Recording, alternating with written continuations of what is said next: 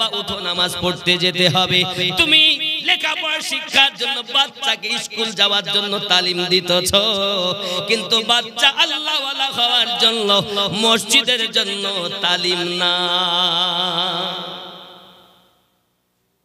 আছে।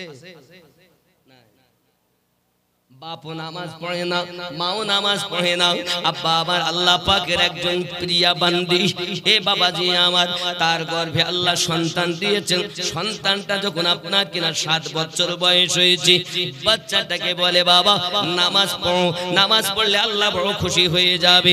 সন্তানটি ডাক দিয়ে বলেন মা নামাজ পড়লে কি পাবো? বলে নামাজ পড়লে তুমি মিষ্টি পাবে বাবা। বাবা প্রতিদিন নামাজ পড়ে ওয়াক্তে নামাজ পড়তে যাওয়ার জন্য উযু বানাতে যায়। জননী মা নামাজে পড়ার জন্য চিনির পুরিয়া বানায়া দেয়, দিয়া পাটির নিচেতে রেখে দেয়। বেটা ফরিদ উযু বানায় নামাজের জন্য দাঁড়িয়ে যায়, নামাজ আদায় করে রে বাবা।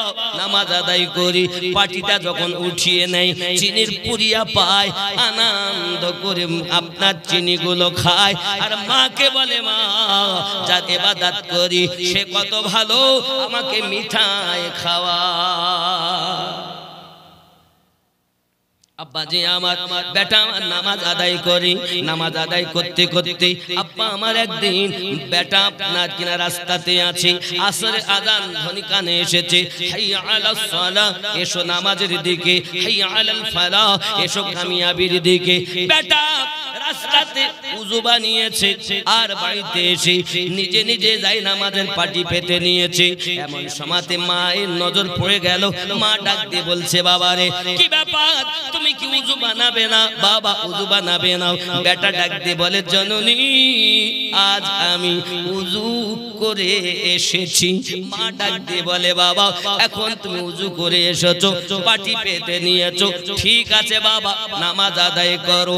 মায়ের মনে কিন্তু বেদনা শুরু হয়ে গেল। মালিক আমার রব, আমার একটি মাত্র ছেলে নাম তার ফরিদ, তাকে নামাজি বানানোর জন্য প্রতি ওয়াক্তে আমি তাকে উযু বানাতে যাই আর পাটি পেতে দেই, চিনির পুরিয়া করে করে পাটির ভিতরে ভরে দেই। বেটা আমার নামাজ আদায় করে, নামাজের পরে পাটি তুলে আপনার আল্লাহর ইবাদত করে, শুকরিয়া আদায় করে আর মিঠা খায়। আজ যদি আমি আমার বেটার সম্মুখে চিনির পুরিয়া ভরে দেই, আমার বেটা হয়তো ডাক দিয়ে বলবে মা আল্লাহ তো মিষ্টি দেয় না, তুমি আমাকে মিষ্টি দাও, ওই আল্লাহর ইবাদত করা যাবে না। আয় আমার মালিক আপনার দরবারে হাত তুলেছি, আমাকে ক্ষমা করে দাও। আল্লাহ পাকে লজ্জিত করো না, আমাকে অপমানিত করো না, আমাকে বঞ্চিত করো না। আমার মালিক আমার বেটাকে ঝুঁকানো আপনার দরবারে আমার কাজ, আর আমার বেটাকে কবুল করা তোমার কাজ। ইজ্জতের মালিক কে? অপমানিত করার মালিক কে? আব্বা আল্লাহ যারে ভালোবাসে ইজ্জত দেয়। এ যুবক আমার, পাশাপাশি আমি আরো বলে যাই, ও সোনা মানিকেরা আমার, ইজ্জত দিবেন তিনি, সম্মান দিবেন তিনি। যুবকরে আমার, একজন আল্লাহর ওলি ছিলেন যে ওয়ান আরবি মানুষ, তাই তাকে আজমি বলা হয়, যার নাম হলো হাবিবে আজমি। তার কাজ ছিল সুদের ব্যবসা করা। কি ব্যবসা? কিসের ব্যবসা? সুদের ব্যবসা। আব্বা আমার মানুষের কাছে আপনার সুদের ব্যবসা করত, এই ছিল তার কর্মজীবন। এখন হাবিবে আজমি করল কি, সুদের টাকা বাড়িতে নিতে গেল। ওই সুদের টাকা নিতে যখন যাই, বাড়িওয়ালা বাড়িতে ছিল না, তার বাড়িতে তার স্ত্রী ছিল। এমন সময় ভিতর থেকে আওয়াজ দেয়, ও গো হাবিবে আজমি, আমাদের বাড়ির মানুষ তো বাড়িতে নেই, সুদের টাকাও আমার কাছে নেই, আছে শুধুমাত্র একটি বকরির মাথা। ছাগল জবাই করার পর ছাগলের মাথা আছে, বলে ওই মাথাটা আমাকে দাও। মাথাটা বাড়িতে নিয়ে গিয়েছে, বিবিকে ডাক দিয়ে বলছে বিবি রে সুন্দর করে রান্না বাড়া করো। বিবি ডাক দিয়ে বলে স্বামী আমার কাঠ নাই, রুটিও নাই, যাও। সঙ্গে সঙ্গে হাবিবে আজমি করলো কি, আর এক বাড়িতে চলে গিয়েছেন, যাইয়া বলছেন সুদের টাকা দাও। সুদের টাকার পরিবর্তে আপনার আটা এনেছে, সুদের টাকার পরিবর্তে রুটি এনেছে, কাঠ এনেছে। বিবিকে এনে দিয়ে বলছে এবার রান্না করো। সুন্দর করে ছাগলের সময়তে গোশত রান্না হয়েছে, পাত্রে আপনার ঢেলেছে, হাবিবে আজমিকে খেতে দেবে বাবা। ও সোনা মানিকেরা রুটি দিয়ে আপনার গোশত খাবে, পাত্রতে রুটি যেই না গোশত ঢেলেছে, এদিকে দরজার ভিতরে একজন ফকির এসেছে। আসার পরে আওয়াজ দেয়, ওগো বাড়ির মালিক কে আছো? আমি বড় ক্ষুধার্ত, আমাকে একটু ভিক্ষা দেন। ভিতর থেকে আওয়াজ আসতেছে, ফকির আসার সময় পেল না,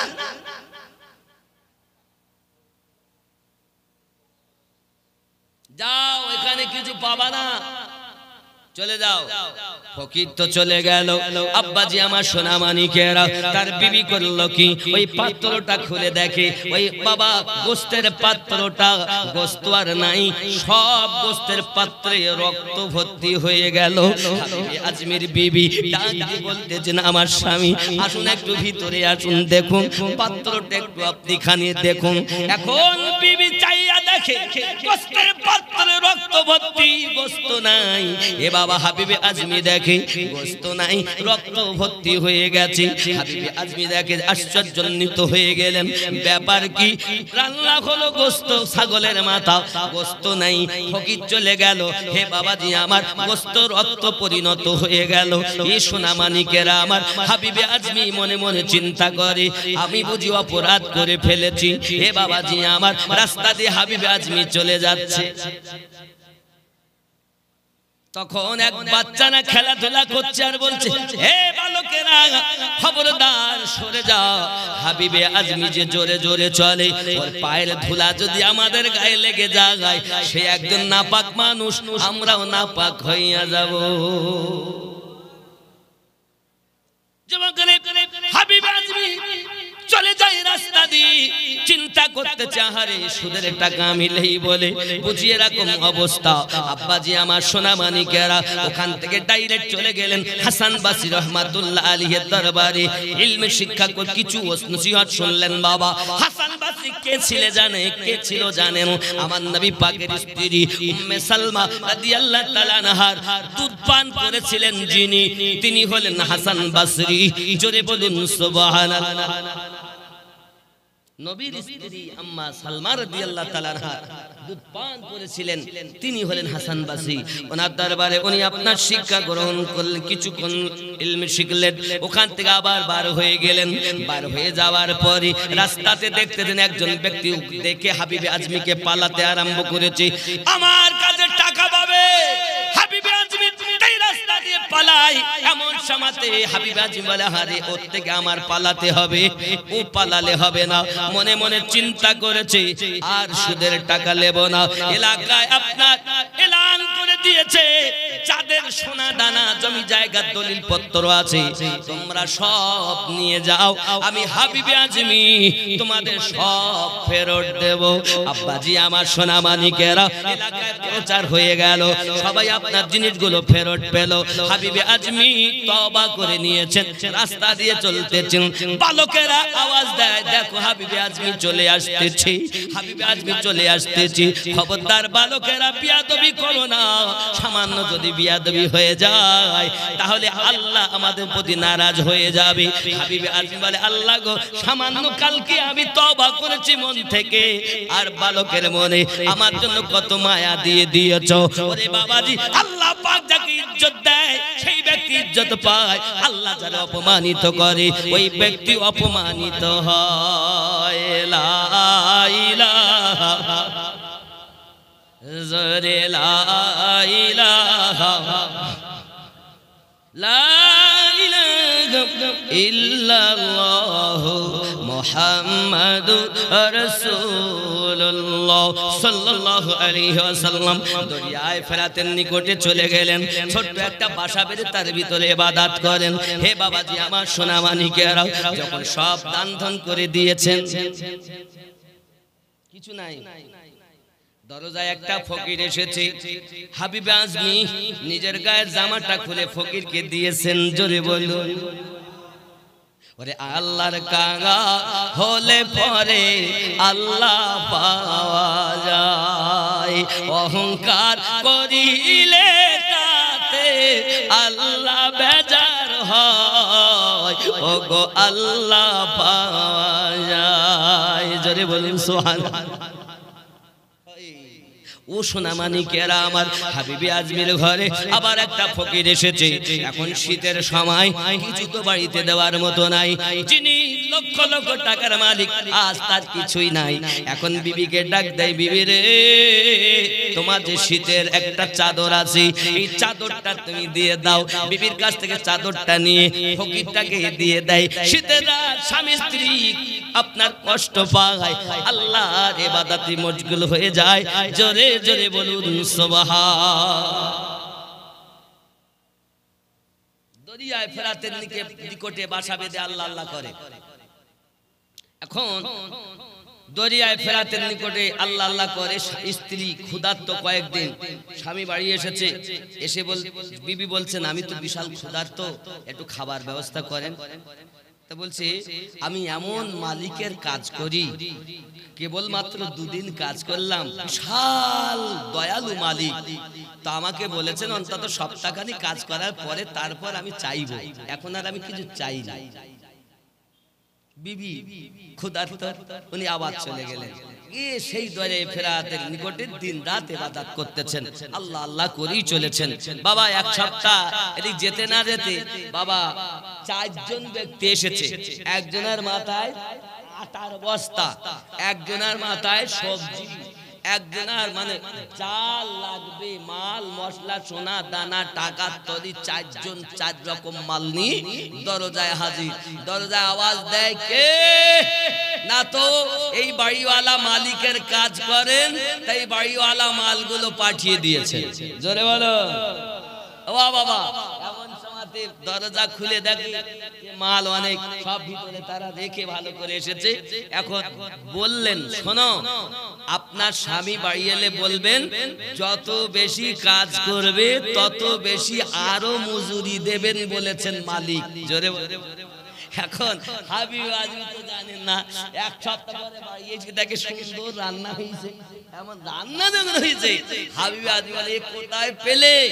তো বলছে, যে মালিকের কাজ আপনি করছেন সেই মালিক পাঠিয়ে দিয়েছে। জোরে বলো। জুনায়েদ বাগদাদি রুটি খেতে বসেছে, একটা কাক এসেছে ছুটে, বাবা রুটির পাত্রতে একটা রুটি গালে করে নিয়ে আপনারা বানা দিয়েছে। জুনায়েদ বাগদাদি বলে, কি ব্যাপার? কাক কেন আমার থালা থেকে রুটি নিয়ে গেল? কাকের পিছনে পিছনে চলে যায়। আব্বাজি আবার যাইয়া দেখে গভীর জঙ্গলের ভিতরে একজন ব্যক্তিকে আপনার গাছের সঙ্গে বাঁধা আছে, হাত তার বাঁধা, পা তার বাঁধা, সে নড়তে পারে না। কাক তার বুকের উপরে বসে রুটির টুকরা করে করে গালে ভরে ভরে দেয়, আর ওই গাছে বাঁধা ব্যক্তি রুটিটা খায়। জুনায়েদ বাগদাদি কাছে যাইয়া বলে, বন্ধুরে, গাছের সঙ্গে তুমি কেন বাধা? ওই ব্যক্তি ডাক দিয়ে বলে, ওগো আল্লাহর বান্দা জুনায়েদ, এই রাস্তা দিয়ে আমি সফরে যাচ্ছিলাম, ডাকাতের দল আমাকে ধরে আমার মাল বার্তা নিয়ে নিয়েছে, আর আমার সমস্ত কিছু নিয়ে গাছের সঙ্গে বেঁধে গিয়েছে। আমি আমার আল্লাহকে বলেছিলাম, আল্লাহ, মশা মাছি সার পোকা পিপিলিকা যদি তোমার রিজিক খেতে পাই, আমি তোমার শ্রেষ্ঠ জীব, আমি কি রুজি পাবো না? তাই আমার আল্লাহ প্রতিদিন এই কাকের দাঁড়াতে দুখানা করে রুটি খাইয়ে দেয়।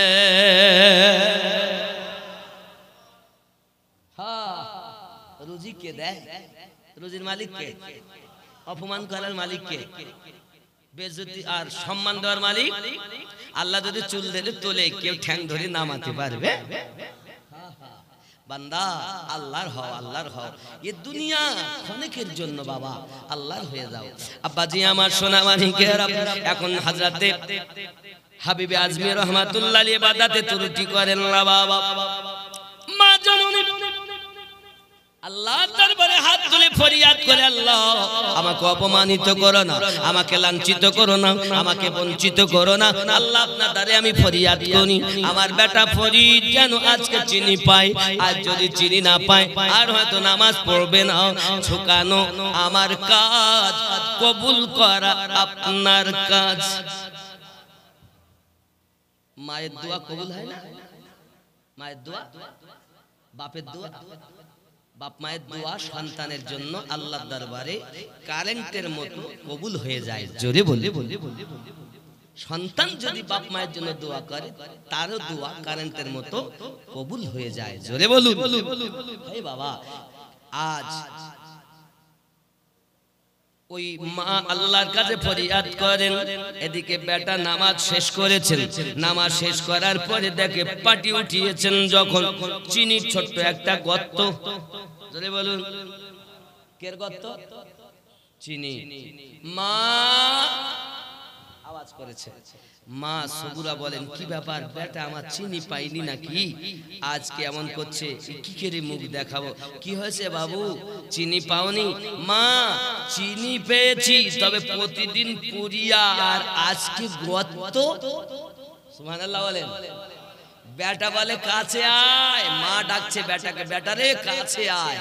বেটা যেই কাছে এসেছে বুকে চেপে ধরেছে, কপালে চুমা দিয়েছে। বেটা প্রতি ওয়াক্তে আমি মা তোমাকে চিনি খাওয়াতাম, আজ স্বয়ং যার ইবাদত করো সেই আল্লাহ তোমাকে চিনি দিয়েছে। সেই থেকে ফরিদের নাম হয়ে গেল ফরিদউদ্দিন গঞ্জে শাকার। জোরে বলুন না সুবহানাল্লাহ। আমাদের মধ্যে আল্লাহর রহমত বর্ষণ হয় না কেন জানেন? আমরা কিছু পাই না, আমাদের নাম আসতো না। আছে আছে না মা?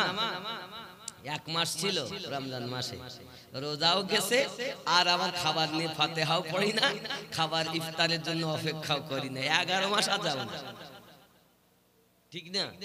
আপনারা যারা বসেছেন কেউ বেনামাজি এখানে নেই, সবাই নামাজি। তবে হিসাব কেউ বছরে 2 বার ঈদের নামাজে যায়, কেউ সপ্তাহে 1 বার জুমার নামাজে যায়, কেউ দৈনন্দিন 5 বার 5 ওয়াক্ত নামাজে যায়, আবার কেউ তাহাজ্জুদ নামাজ পড়ে, আবাবিন পড়ে, ইশরাক পড়ে। বাবাজি এমন করে বিভিন্ন ইবাদতের সঙ্গে জীবন কাটায়। নামাজি সবাই, তবে হিসাবটা এরকম পাওয়া যায়। এই নওদা গ্রামে আমি অনেকবার এসেছি, আজও আল্লাহ আনিয়েছেন। আল্লাহর একজন ওলির দরবারে, ওলি হয় তারা, নামাজি হয় যারা, নাকি? কিন্তু আজকে এই যুগে ভণ্ড পীর বেরিয়েছে কিছু। কি পীর বেরিয়েছে? ভণ্ড পীর। নামাজও নাই, রোজাও নাই। আব্বা আমার এমন পীরও কিছু আছে। মুর্শিদ রূপে ফানা হও মন, ওই নাম বিনে গতি নাই। আদম সুরাতের মাঝে মুর্শিদ রূপে খাল খেলছে সাই। মুর্শিদ রূপে ফানা হও মন, ওই নাম বিনে গতি নাই। এটা শোনাবো আমি আপনাদের, তবে এখনো টাইম আসেনি, সময় শোনাবো। এখন বেটা নামাজি, বেটাকে মানুষ করার জন্য মাদ্রাসায় দিয়েছে, আলেম বানাবে। কোন সন্তান যদি আলেম হয়, তার আব্বা আর মাকে নূরের টুপি পরাইয়া আল্লাহ দয়ার জান্নাতে নেবেন। আমার নবী বলেন আলিম হলো আমি নবীর বন্ধু, আল উলামা ওয়ারাসাতুল আম্বিয়া। আমি নবীর ওয়ারিস হলো আলিমগণ। জোরে বলেন। আলিমকে দেখা দেখি, জোরে বলেন না, কিন্তু আলেম যেন জালেম না হয়। আলেম আবার 3 প্রকার। কয় প্রকার? 3 প্রকার। শুনলেন? আমারে কি সইতে পারে না। হানাফি মাযহাবের বড় গ্রন্থ রুদ্দুল মুখতারের ভিতরে লেখা আছে আলেম 3 প্রকার। গাউসে পাক একটি কিতাব লিখেছেন বুনিয়াতুত তালিবিন, তার ভিতরে বলেছেন আলেম 3 প্রকার। 1 নাম্বার আলেম খাঁটি আলেম, আমল করে, কিতাব পড়ে। এই আলেম যদি কোনো গ্রামে যায় তো ওই গ্রামের কবরের আযাব 40 দিনের জন্য আল্লাহ maaf করে দেয়। একটু জোরে। 2 নাম্বার আলেম কিতাব পড়ে, আমল করে না। 3 নাম্বার আলেম আমল করে, কিতাব পড়ে না। তো 2 শ্রেণীর আলেম ভর্তি হয়ে গেছে। এই 1 নাম্বার আলেম পাওয়া মুশকিল হয়ে গেছে। কত আলেম নেবেন? মসজিদে ইমামতি করে, শুক্রবারে নামাজ পড়ে বাড়ি যায়, গিয়ে দূর দূরান্ত হলো মাসে হয়তো 1 বার 1 সপ্তাহ ছুটি নেয়, এই জুমা পড়িয়ে যায় আর পরের বৃহস্পতিবার সন্ধ্যার মধ্যে আসে। এখন বৃহস্পতিবার ওর আসার কথা, এখন কমিটি লোক হুজুর এলেন না। আমার ছেলের বেটার ব্যাপক শরীর খারাপ, আমি যেতে পাচ্ছি না, এদিকে বেটার কিছুই হয়নি। এরকম আছে না? কত হুজুর লেভেল, কত জনের মেয়ে নিয়ে পালিয়ে গেছে ইমামতি করতে করতে, আছে না? আমি ভুল বলতেছি? আমার বাবা সইতে পারে না, এই জন্য মৌলবীরা কত মৌলবী লেভেল। আচ্ছা, সব মৌলবী ওই দুই শ্রেণীর আলেম কিন্তু নবীর ওয়ারিস না।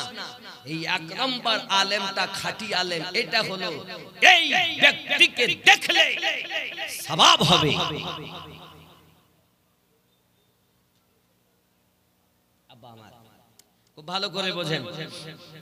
এখন বেটাকে মাওলানা পড়তে দিয়েছে, বেটা মাওলানা পড়ে, মাদ্রাসায় পড়ে, ইলমে শরিয়াত পড়াশোনা করছে, কোরআন শরীফ শুরু করলো, আমদনামায় বাবা মিজান, মুনসাইফ, নহমিদ, হেদায়েতুন নূহ, কাফিয়া, এইভাবে সারে জামি, মেশকাত এক এক করতে করতে একদম সহিহ মুসলিম, বুখারী পড়ে আলেমের পাগলি লিয়েছে। একদিন ওই আপনার মসজিদের বারান্দায় বসে একটি কিতাব পড়ছে, কিতাবটার আরবিতে নাম হলো নাফে, যার বাংলা অর্থ উপকারকারী। ওই কিতাব পড়তেছেন, হঠাৎ একজন আল্লাহওয়ালা মানুষ এসে হাজির হয়ে গেছে। বাবা, তোমার নাম? আমার নাম ফরিদ। তুমি কি পড়ছো বাপ? একটি কিতাব পড়ছি যার অর্থ উপকারকারী। বাবা, ওই কিতাব তোমার উপকার করেছে? হুজুর, আমি এখনো বুঝতে পারিনি। তিনি বলছেন, বাবা, এটি অর্জন করছো তুমি ইলমে শরিয়াত, আর তোমার এখন প্রয়োজন ইলমে মারিফাত। বাবা, তুমি এখন ওই কিতাব পড়া বাদ দিয়ে আমার সঙ্গে চলো। জোরে বলুন। তিনি বলছেন, আমি আপনার সঙ্গে যাব না, আমি আপনার সঙ্গে যাব না। কেন যাব না? আমার দুনিয়াতে মা আছে, আব্বা তো নাই, মা জননী বেঁচে আছেন। আমার মায়ের কাছে আমি হুকুম নেব, তারপরে যাব। আর আমি হলে কি বলতাম, মা দরকার নাই, লাভ যখন আপনার সঙ্গে যাব, কিন্তু মায়ের খেদমত দরকার আছে না নাই? কথা বলেন, বাপের খেদমত দরকার আছে না নাই? আজ মা আমাদের কাছে লাঞ্ছিত, অপমানিত। কত মা বৃদ্ধাশ্রমে রয়েছে, বিবিকে নিয়ে আনন্দ করে, মাকে ভাত দেয় না। মা বাবার কথা মতো যে জন চলে না, আল্লাহ নবীজির দিদার সে জন পাবে না। হায় রে আল্লাহ নবীজির দিদার সে জন পাবে না। মা বাবা অতি আপন, দিন থাকিতে করো যতন, তিন কথার সাথী পাইয়া ভুলে যেও না, আল্লাহ নবীজির দিদার সে জন পাবে না। ঠিক কি না? বিবি পেয়ে মা বাবা ভুলে গেল, মনেই নাই। তুমি তোমার মাকে কষ্ট দিও না। যুবকরা আমার এমনি করে ফরিদ বাড়িতে চলে গেলেন। মা জননী ডাক দিয়ে বলছেন, বাবা ফরিদ, কথা বললে না, কিছু করলে না, হঠাৎ করে তুমি খবরও পাঠালে না, মাদ্রাসা থেকে কেন বাড়ি এসেছো? ফরিদ ডাক দিয়ে বলে, আম্মা, আমার মনের ভিতরে জ্বালা, আমার মনের ভিতরে যন্ত্রণা। কি যন্ত্রণা বাবা? আমি মসজিদের বারান্দায় কিতাব পড়তেছিলাম, একজন আল্লাহওয়ালা মানুষ, বুজুর্গ মানুষ আমাকে বলেছে, বাবা, ইলমে মারিফাত শিক্ষা করতে হবে। মা, আপনার কাছে আমি জানতে এসেছি, ইলমে মারিফাত যদি আমি না শিক্ষা করি, আমি কি প্রকৃত জ্ঞানী হতে পারবো না? মা ডাক দিয়ে বলে, বাবা, যিনি এই কথা বলেছেন তিনি সঠিক কথা বলেছেন। ইলমে শরিয়াত আর ইলমে মারিফাত দুই রকম বিদ্যা অর্জন করলে তাকে প্রকৃত জ্ঞানী বলা হয়। এখন বেটা মায়ের কথা শুনে বলে, সত্যি তো, তাহলে মায়ের অর্ডার আছে, বাবা যাও, তুমি ইলমে শরিয়াত অর্জন করেছো, এখন ইলমে মারিফাত তোমার দরকার। ফরিদ চলে গেলেন, কোথায় পাবে তার আর খবর সন্ধান নাই। উনি জঙ্গলের ভিতরে চলে গেলেন। জঙ্গলে যাই ছোট্ট একটা ঘর বানিয়ে তার ভিতরে আল্লাহ আল্লাহ আল্লাহ আল্লাহ আল্লাহ করতেছেন। সুবহানাল্লাহ বলে। ওরে ৩৬ বছর কারো জ্ঞান কি ফোটে না, ৬ মাসের কালে আবার পায় যে ১৬ আনা। যার ইচ্ছা তারে দিয়ে মিলায় তৌহিদের মেলা, কেউ পারে না বুঝতে আমার পীর মুর্শিদের খেলা। ওরে জোর করে বুঝতে গেলে ঘটে মরণ জ্বালা, কেউ পারে না বুঝতে আমার পীর মুর্শিদের খেলা। অত সহজ না বাবা। এখন একদিন, 2 দিন, 1 সপ্তাহ চলে গেল, ধ্যান ভেঙে গেল, বার হয়েছেন, গাছের পাতা ছুঁয়েছেন, ছুঁয়ে চিবিয়ে চিবিয়ে তার রস দিয়ে ক্ষুধা নিবারণ করে আবার ধ্যানে মশগুল। আল্লাহ আল্লাহ আল্লাহ, বিভোর রাত দিন, কোনো সময় আরাম নাই, শীতকালেও আরাম নাই, গরমকালেও আরাম নাই, দিন রাত একরকম আল্লাহ আল্লাহ করে। 1 বছর নয়, 12 বছর হয়েছে। জোরে বলে। আমরা কদিন ইবাদত করেছি গো, বিশাল বড় হুজুর হইয়েছে। ওরে হুজুর নামাজ নাই, এরকম আছে না? না, দিনের নবীর মুখের বাণী যাবে কি আর ফেলা, বেনামাজি পীর হবে শয়তানেরই চেলা। দিনের নবীর মুখের বাণী যাবে কি আর ফেলা, বেনামাজি পীর হবে শয়তানেরই চেলা। আরে দিনের নবীর কথা দেখি গেল ভোরে, গেল ভোরে ভোরে, ওরে ভূমণ্ড ভরেছে ভণ্ড পীরে রে, ভূমণ্ড ভরেছে ভণ্ড পীরে।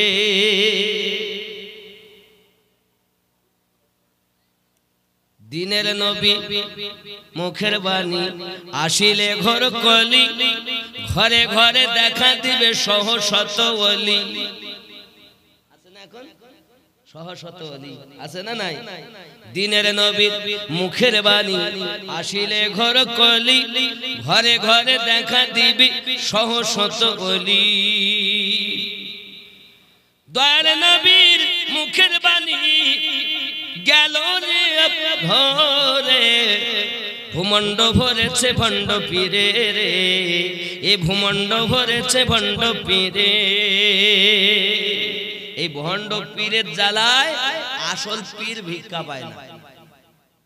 সংক্ষিপ্ত কথা, মজনুরে ভালোবাসে, লাইলিকে ভালোবাসে মজনু।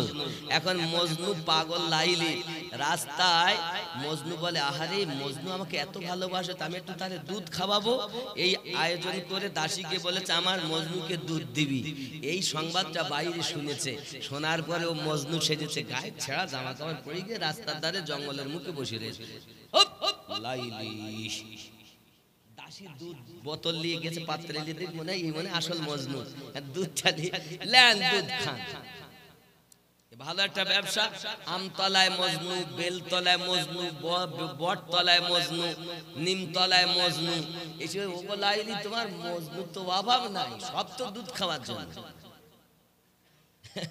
লাইলি ওই দেখ কাজ কর, একটা পাত্র লেদা আর চাকু নিয়ে যা, দিয়ে গিয়ে বল যে লাইলির শরীর খুব খারাপ, 1 পেয়ালা রক্ত চেয়েছে, রক্ত। বুঝেছেন? এখন দাসী করলো কি, ওই পাত্রটা নিয়ে গিয়ে বলছে ও মজনু ভাই, লাইলির শরীর ভালো না, 1 পেয়ালা রক্ত চেয়েছে, চাকু আর পেয়ালা পাঠিয়ে দিয়েছে। তখন মজনু বলছে আমি রক্ত দিয়ে দুধ খাই না। লাইলি বলছে ভুলে যখন দাসীকে বুঝতে পেরেছো যে রক্ত দিতে চায় না সে আসল মজনু লয়, আমার মজনু একটাও লয়, তুমি যাদের দুধ খাওয়াচ্ছ কেউ আমার না। বলো খোঁজো মজনু আছি। এখন ভিতরে জঙ্গলে চলে গেছে, দেখে ভিতরে জঙ্গলে একজন ব্যক্তি আঙুলকে কলম বানাইয়া আর মাটিকে কাগজ বানাইয়া লিখছে লাইলি লাইলি লাইলি। এখন বলছে হগো মজনু, লাইলি তোমার শরীর খুব খারাপ, অসুস্থ হয়েছে, 1 পেয়ালা রক্ত চেয়েছে। বলে কই চাকুটা দাও, পেয়ালাটা দাও।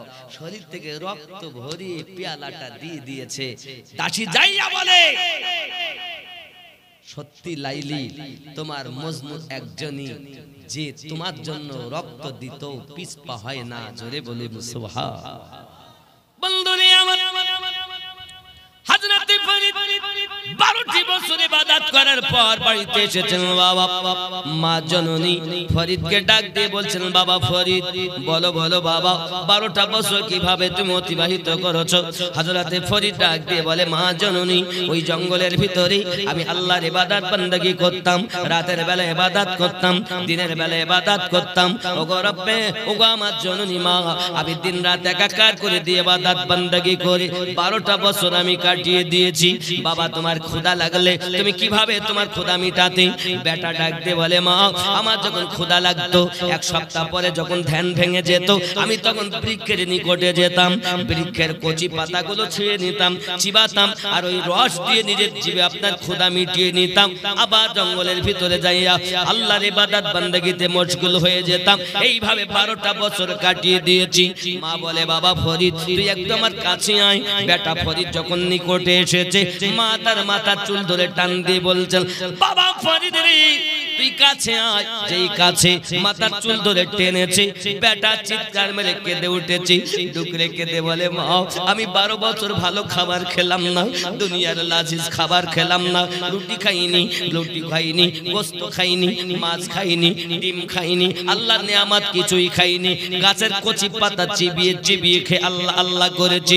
মা গো 12 বছর পর আপনার কাছে যখন এসেছি, আমি জানি আপনি আমাকে সহায় করবেন, আদর করবেন, আনন্দ দেবেন, আমাকে আদর যত্ন পাবো, এই জন্য আপনার কাছে এসেছি। আপনি আমাকে আদর যত্ন করা বাদ দিয়ে মাথার চুল ধরে টান দিয়েছেন। 12 বছর আমি কষ্ট করেছি, আপনার কাছে এসে তো আমি শান্তি পেলাম না। এমন সময়তে মা গর্জন করে বলে, বাবা ফরিদ রে জেনে রাখো, যে ব্যক্তি আল্লাহ পেতে চায়, ওই ব্যক্তি যদি একটি গাছকে কষ্ট দেয়, সে আল্লাহ পাবে না। হে বাবা ফরিদ শুনে নাও, শুনে নাও, তুমি যখন তোমার ক্ষুধা লাগলে গাছের পাতাগুলো ছুঁয়ে নিতে, চিবিয়ে তার রস দিয়ে জীবিকা নির্বাহ করতে। বাবা ও বাবা বলো, ওই বৃক্ষের পাতা ছেঁড়ার সময় বৃক্ষটা কত কষ্ট পেয়েছে। আমি মা তোমার মাথার চুল টেনেছি বাবা, আমি তো তোমার চুল উড়ে নেইনি, তুলে নেইনি। মনে করো বাবা, টানলে যদি এত কষ্ট হয়, তার ছিঁড়লে কত কষ্ট হবে। যে ব্যক্তি একটা বৃক্ষকে কষ্ট দেয়, ওই ব্যক্তি আল্লাহ পেতে পারে না। যা বাবা যা, যেদিন তুই মানুষের মতো মানুষ হবি, ওই দিন তুই আমার কাছে আসবি। 12টা বছর তোর নষ্ট হয়ে গেল, এখনো পর্যন্ত তুই আল্লাহ পেলি না। আল্লাহ যেদিন পাবি, সেদিন আমার সন্তান বলে দাবি করবি। এরকম মা। আর আমাদের ঘরে ফরিদ দুঃখ করে চলে যান, যাইয়া জঙ্গলের ভিতরে আবার কয়েকটা রুটি বানিয়ে নিয়েছেন, এক মুশকিলা পানি নিয়েছেন, জঙ্গলে যাই ইবাদত করতেছেন। আল্লাহ আল্লাহ। এক সপ্তাহ পর আবার ধ্যান ভেঙে গেল, পানি আছে সামনে রাখা, পানি পান করব। আব্বা আমার সামনে আছে রুটি রাখা, রুটি খাবো। মন বলছে আর একটু ডাক, আর একটু ডাক, রুটি আছে খেলেই খাওয়া হবে, পানি আছে পান করলেই পান করা, আর একটু ডাকো, আর একটু ডাকো। আল্লাহ আল্লাহ আল্লাহ আল্লাহ। আল্লাহর কাঙ্গাল হলে পরে আল্লাহ পাওয়া যায়।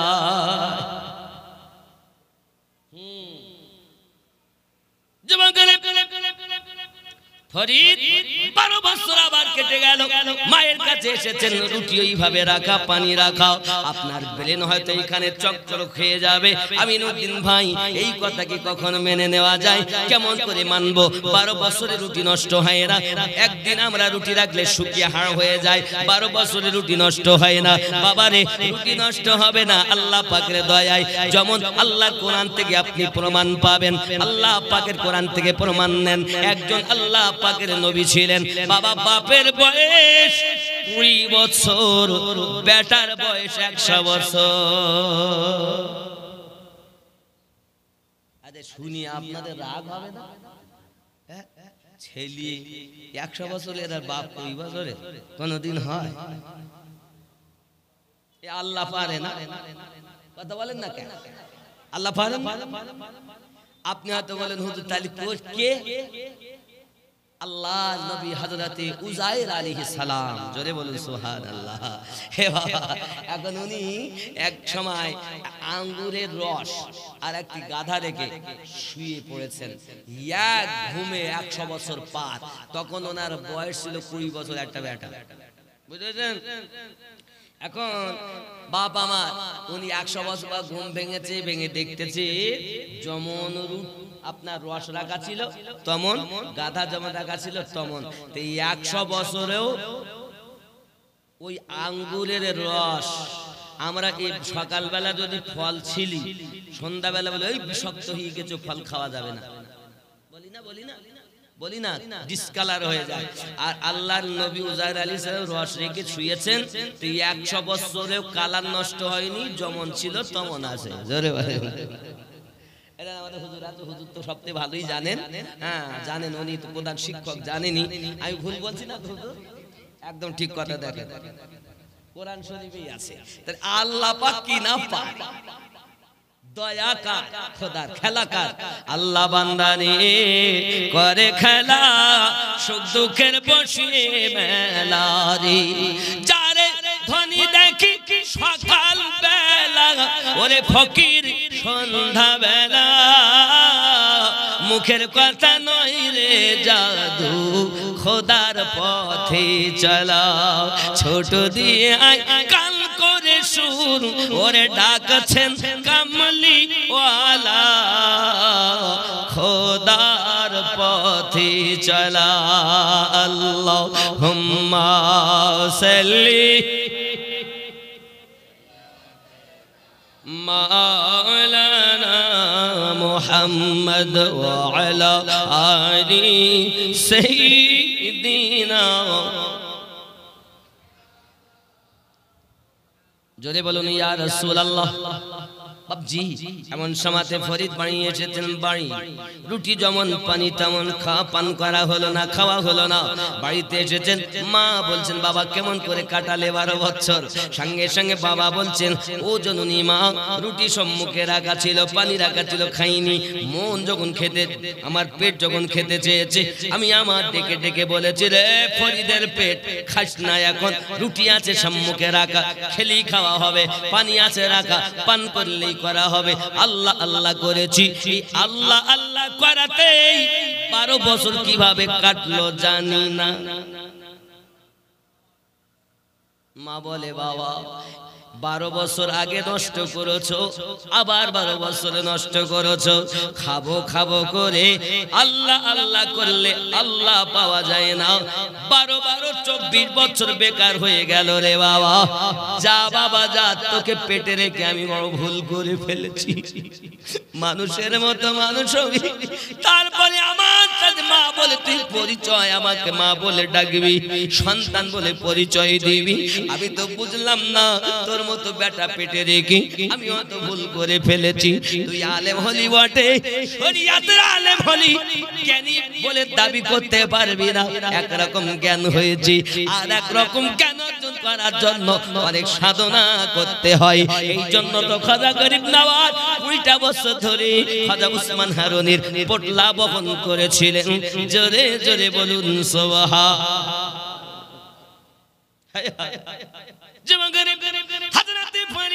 আবার জঙ্গলে চলে গেলেন। জঙ্গলে যাওয়ার পর এ বাবাজিরা আমার কিনা জঙ্গলে যাওয়ার পরে দেখে জঙ্গলে একটা কুয়া আছে। বাবা আমার এমন সব পিপাসা লেগেছেন, কিন্তু কুয়ার নিকটে যাইয়া দেখে পানি খুব নিচে, বালতি নাই, রশি নাই, কেমন করে খাবো, পানি পান করা হবে না। উনি একটু সরে গেছেন, দেখে জঙ্গল থেকে একটা হরিণ বেরিয়ে মুখ লাগিয়ে চাপ চাপ চাপ করে পানি পান করে। ডাক দিয়া কয় হ্যাঁ রে, আমি গেলাম পানি দূরে আর হরিণ খায় মুখ লাগিয়ে, ব্যাপারটা কি? উনি আবার এলেন, দেখে হরিণী চলে যায়। উনি আবার চাইয়া দেখে পানি তো দূরে, তো খায় কেমন করি হরিণী? উনি দূর থেকে দেখছেন হরিণ আবার এসেছে, পানি খায়। এমন সময় আল্লাহকে ডেকে বলে মালিক রে গো, জঙ্গলের জীব তোমার পানি খেতে পাবে, আমি খেতে পাবো না, এ কেমন বিচার? এলাহাম হচ্ছে ফরিদ, এই জঙ্গলের জীবগুলো আমি আল্লাহর প্রতি ভরসা করি, তাই পিপাসা লাগলে যখন কুয়ার নিকটে আসে আমি আল্লাহ কুয়ার পানিগুলো কানায় কানায় করে দে। তোর ভরসা হলো বালতি আর রশির উপরে, এই জন্য তোকে বালতি রশি জোগাড় করি পানি তুলতে হবে। ফরিদ বলে আমি তো বড় অপরাধ করলাম, এদিকে 24 বছর গেল, সেও বেকার হয়ে গেল, কয়দিন ইবাদত করেছে, নামাজ পাওয়ার তো পড়ি বলে আমার মতন হুজুর আর নাই।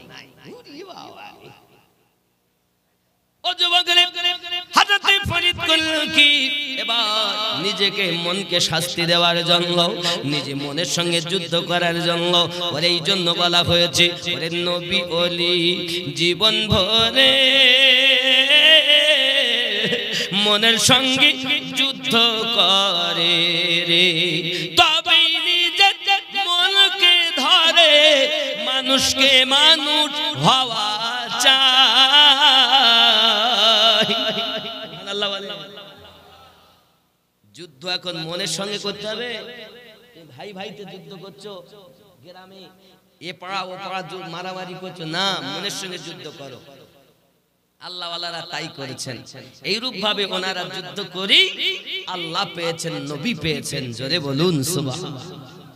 বাবজি আমার ফরিদ করলেন কি, একটা গাছের গুড়ি মানে মোটা একটা গাছ, মোটা গাছ, এই মোটা গাছ কুয়ারে মাথা দিয়ে পায়ে রশি বাঁধলেন, মাথাকে নিচু করলেন, করে আপনার ডাক দে মালিক আমার, আমি জীবনে মনে কত ভুল করেছি আল্লাহ, আমি 24 বছর নষ্ট করে ফেলেছি, তুমি যদি বাঁচাও আমি বাঁচবো, আমাকে যদি মারো আমি মরবো। ওগো আমার মালিক, আমি চাই না দুনিয়ার কোন নেয়ামত, তুমি আমার আপন করে নাও আল্লাহ, তুমি আমার রিজক দাতা, তুমি আমার হায়াত দাতা, তুমি আমার মরণ দাতা আল্লাহ, তুমি যা করবে তাই হবে। এখন পা হলো উপরে, মাথা হলো নিচে, আল্লাহ আল্লাহ আল্লাহ আল্লাহু লা ইলাহা ইল্লাহু, জোরে কোন সুবহানাল্লাহ। ইনি হলেন চিশতিয়া তরিকার একজন বড় তাপস আল্লাহর ওলি, জোরে বলুন সুবহানাল্লাহ। এখন ফরিদ মাথা নিচু আল্লাহ আল্লাহ করছেন, একদিন 2 দিন 3 দিন এমনি করে 1 মাস 2 মাস 1 বছর 2 বছর 5 বছর এই করতে করতে 12 বছর পুড়ে যাবে, ওইভাবে ঝুলে আছে, ঠান্ডা গরম শীত, আল্লাহর দয়া পায় ঝুলিয়ে আছে। জঙ্গলের ভিতর থেকে কাক বেরিয়েছে, কাক বেরিয়ে বলছে ফরিদ আমি ক্ষুধার্ত, আমাকে খেতে দাও। ফরিদ বলে আমি কি খেতে দেব, তোমার দেহে তো অনেক খাবার আছে, আমাকে দাও। এখন কাক বাহুর উপরে বসেছে, বসে বলছে ফরিদ খেতে দাও, বলে খা, আমার দেহে অনেক খাবার। যেই ঠোঁট মারে খট করে আওয়াজ হয়, গোস্ত তো নাই, হাড্ডির সাথে চামড়া লেগে রয়েছে, গোস্ত সব শুকিয়ে গেছে। কাক বলছে ফরিদ গো, তোমার গায়ে তো খাবার পাচ্ছি নে, তা তোমার যদি চোখ দুটো আল্লাহ দেশে, ওই চোখ যদি একটা আমার খেতে দিতে, তা আমার ক্ষুধাটা মিটে যেত। ফরিদ ডাক দিয়ে বলে আল্লাহ আমার দিয়েছ তোমার নেয়ামত দুটি চোখ, এই জঙ্গলের কাক তোকে যদি আমি আমার চোখ দিয়ে দিই, এই চোখ দিয়ে আল্লাহর নেয়ামত দেখবো কেমন করি। কাক ডাক দিয়ে বলে ফরিদ তুমি না শ্রেষ্ঠ জীব, আমি হলাম নিকৃষ্ট জীব, জঙ্গলের জীব, কয়েকদিন ধরে ক্ষুধার্ত, জানি দানকারীকে নাকি আল্লাহ বড় ভালোবাসে। ওগো ফরিদ তুমি কি পারবে না একটা চোখ আমাকে দিতে? ফরিদ চিন্তা করে আহারে সব তো আমার বেকার হয়ে গেল, আমি এই চোখ দিয়ে পাতা দেখেছি আর আপনার কিনা পাতা ছুঁয়েছি, হাসরের দিন যদি চোখ যাইয়া আমার উল্টা সাক্ষী দেয় তখন আমি ফরিদের কি হবে? ফরিদ রে অন্তত ফরিদ ডাক দিয়ে বলে কাক আয় আমার কাছে আয়, আমার একটা চোখ তুই তুলে নে, খবরদার আর একটা চোখে যেন আঘাত করবি না, কারণ একটা চোখ চলে গেল আর একটা চোখ দিয়ে খোদার নিয়ামত দেখতে পাবো। হযরতে ফরিদ নিজের একটি চোখ দিয়ে দেন, কাক বাহুর উপরে বসে ঠোকা মারে, কত জ্বালা হয়, মুখের কথা নয় রে জাদু, আল্লাহর পথে চলা। যুবকের হযরতে ফরিদ ঠোকা মেরে মেরে চোখ চোখটা তুলে নেয় কত কষ্ট হয়। ফরিদ কিছুই বলে না। চোখটা যখন দান করে দিয়েছেন, কাক মনের সুখে খায়, আপনার আনন্দে চলে যায় আর বলে, আয় ফরিদ, আমি আল্লাহর কাছে ফরিয়াদ করি, আল্লাহ যেন তোমাকে জামানায় কুতুব বানায়া দেয়। হযরতে ফরিদ রহমাতুল্লাহ আলাইহি আবার আল্লাহ আল্লাহ করি চলেছেন। আবার একটা কাক এসেছে, এসে বলছে, ফরিদ আমি বড় ক্ষুধার্ত, খেতে দাও। আল্লাহর খেলা বোঝা যায় না রে বন্ধু, কাকে কি দিয়ে আল্লাহ কিভাবে পরীক্ষা করেন বোঝা যায় না রে বাবা। হযরতে ফরিদ করলেন কি, ডাক দিয়ে কি কথা বললেন, ওগো জঙ্গলের কাক, আমি তোমাকে দিতে পারবো না, আমি তোমাকে খেতে দিতে পারবো না। সঙ্গে সঙ্গে ডাক দিয়া কয়, ফরিদ গো, জঙ্গলের একটি কাক তোমার কাছে খেতে পাবে আর আমি তোমার কাছে খেতে পাবো না। কি কেমন পরিচয় দিতেছেন। মেহেরবানি করে যদি আর একটা চোখ যেটা অবশিষ্ট আমাকে যদি দেন, তাহলে আমি বড় খুশি হইয়া যাব। কিছু চাই না ফরিদ, অবশিষ্ট চোখটা তুমি আমায় দাও। ফরিদ অনেক চিন্তা ভাবনা করি দেখে, আহারে রাখে আল্লাহ মারে কে, আল্লাহ যদি বাঁচায় আমি বাঁচবো, আল্লাহ যদি মারে আমি মরব। এই চোখ আর আমি রাখবো না। এটাও ছিল আল্লাহ পাকের একটি পরীক্ষা। ওগো আমার যুবকেরাও, ওরে আমার সোনামানিকেরাও, হযরতে ফরিদ বলেন, কাক আয় আর কাঁদিস না, এই চোখটা তুই ঠুকে ঠুকে খাও। চোখটা আপনার ঠুকে তুলে নিয়েছে, চোখটা খেয়ে নিয়েছে। ফরিদের 12 বছর পূর্ণ হয়। কেমনি আমি বাড়ি যাব, কেমনি আমি আমার মাকে দেখব, কেমন করে কি হবে, এই চিন্তা ভাবনা করছেন। ইশারায় ইশারায় ওই কাঠের গুঁড়ির উপরে উঠেছেন, সব কিন্তু শীল হয়ে গেছে। খুব কষ্ট করে উঠেছেন, কুয়া থেকে নিকট বাইরে এসে ইশারায় ইশারায় আপনার আমার নবীর নাম মোবারকা নিয়ে কুররাতু আইনি বিকা ইয়া রাসূলুল্লাহ সাল্লাল্লাহু আলাইহি ওয়াসাল্লাম বলে, যেই না চোখে আপনার ঠোঁটে চুমা দিয়া চোখে বুলাইয়া নেয়, আবার আল্লাহ বলেন, জিবরিল চলে যাও। আবার ফরিদ আমার নবীকে ও মোহাব্বত করে চোখে চুমু দিয়েছে। ফরিদের নতুন দুটো চোখ দান করে দিলাম। হযরতে ফরিদ চোখ দুটি লইয়া দুনিয়া দেখে, মনে আনন্দে বাড়িতে আসে। মা জননী, মা জননী ফরিদ আসছেন বলে আপনার গেটের দরজা খুলে দাঁড়িয়ে আছে। যেই না ফরিদ এসেছে, ভিতরে দিয়ে চলে গেছে। মায়ের মাথা জাঙের উপরে ফরিদ মায়ের কোলে মাথা রেখে শুয়েছেন। মা তার মাথায় হাত বুলায় আর বলে, বাবা বাবা রে।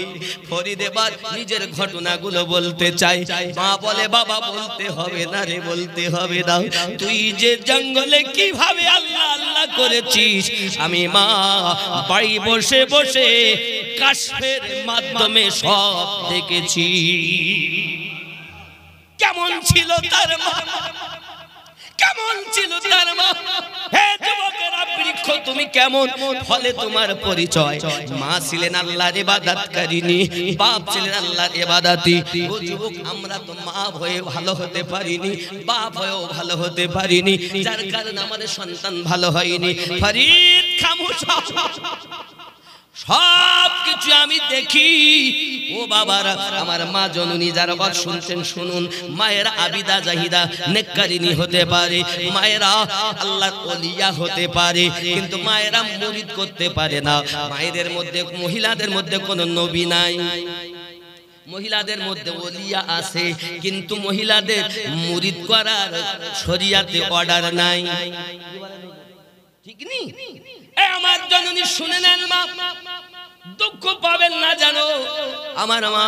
আমি আপনাদের বোঝানোর জন্য ছোট্ট একটা ঘটনা বলি। আপনারা শুনেছেন একজন পাগলের কথা, যিনি শুধুই বলতেন আনাল হক, আনাল হক। শুনেছেন? কেন আনাল হক? মনসুর হাল্লাজকে কেউ বা এসে বলে, ওগো মনসুর, তোমার বোন চরিত্রহীনা মহিলা। বলে, কেন? রাতের বেলায় কোথায় যায় তোমার বোন, তুমি খোঁজ লাও। মনসুর বাইরে বেরিয়ে দেখে সত্যি তো বোন রাতের বেলা কোথায় যায়, পিছন ধাওয়া করেছেন। বলে দেখেন আল্লাহ যেন কি কুদরতি মানুষ, তারা আপনার কিনা এসে তাকে এক পেয়ালা শরবত দিয়ে যায়, এই শরবতটা পান করে। আর ওই ভাই মনসুর পিছন দিক থেকে বলছে, ও বোন একা খাবে, আমাকে দাও। তো অল্প একটু ছিল, বোন তাকে দেয়, খাও। এখন এই এক অল্পক্ষণ ঢোক পান করে আপনার কিনা মনসুর নিজেকে বলতে লেগেছে আনাল হক, আনাল হক। বোন ডাক দিয়ে বলে, হ্যাঁ গো, আমি কতদিন ধরে এই প্রেমের সুধা পান করি, কোনদিন বললাম না। আর তুমি অল্প পান করি নিজেকে সামলাতে পারলে না, নিজে আল্লাহ বলে পরিচয় দিলে, আল্লাহকে কলঙ্কিত করে ফেললে, নিজেকে লজ্জিত অপমানিত করে ফেললে, শরিয়াতের বাজারে এমন একটি কথা বলে দিলে যে শরিয়াতে তোমাকে কাফের বলবে, আনাল হক বললে। এই কথা তুমি করলে কেমন করে?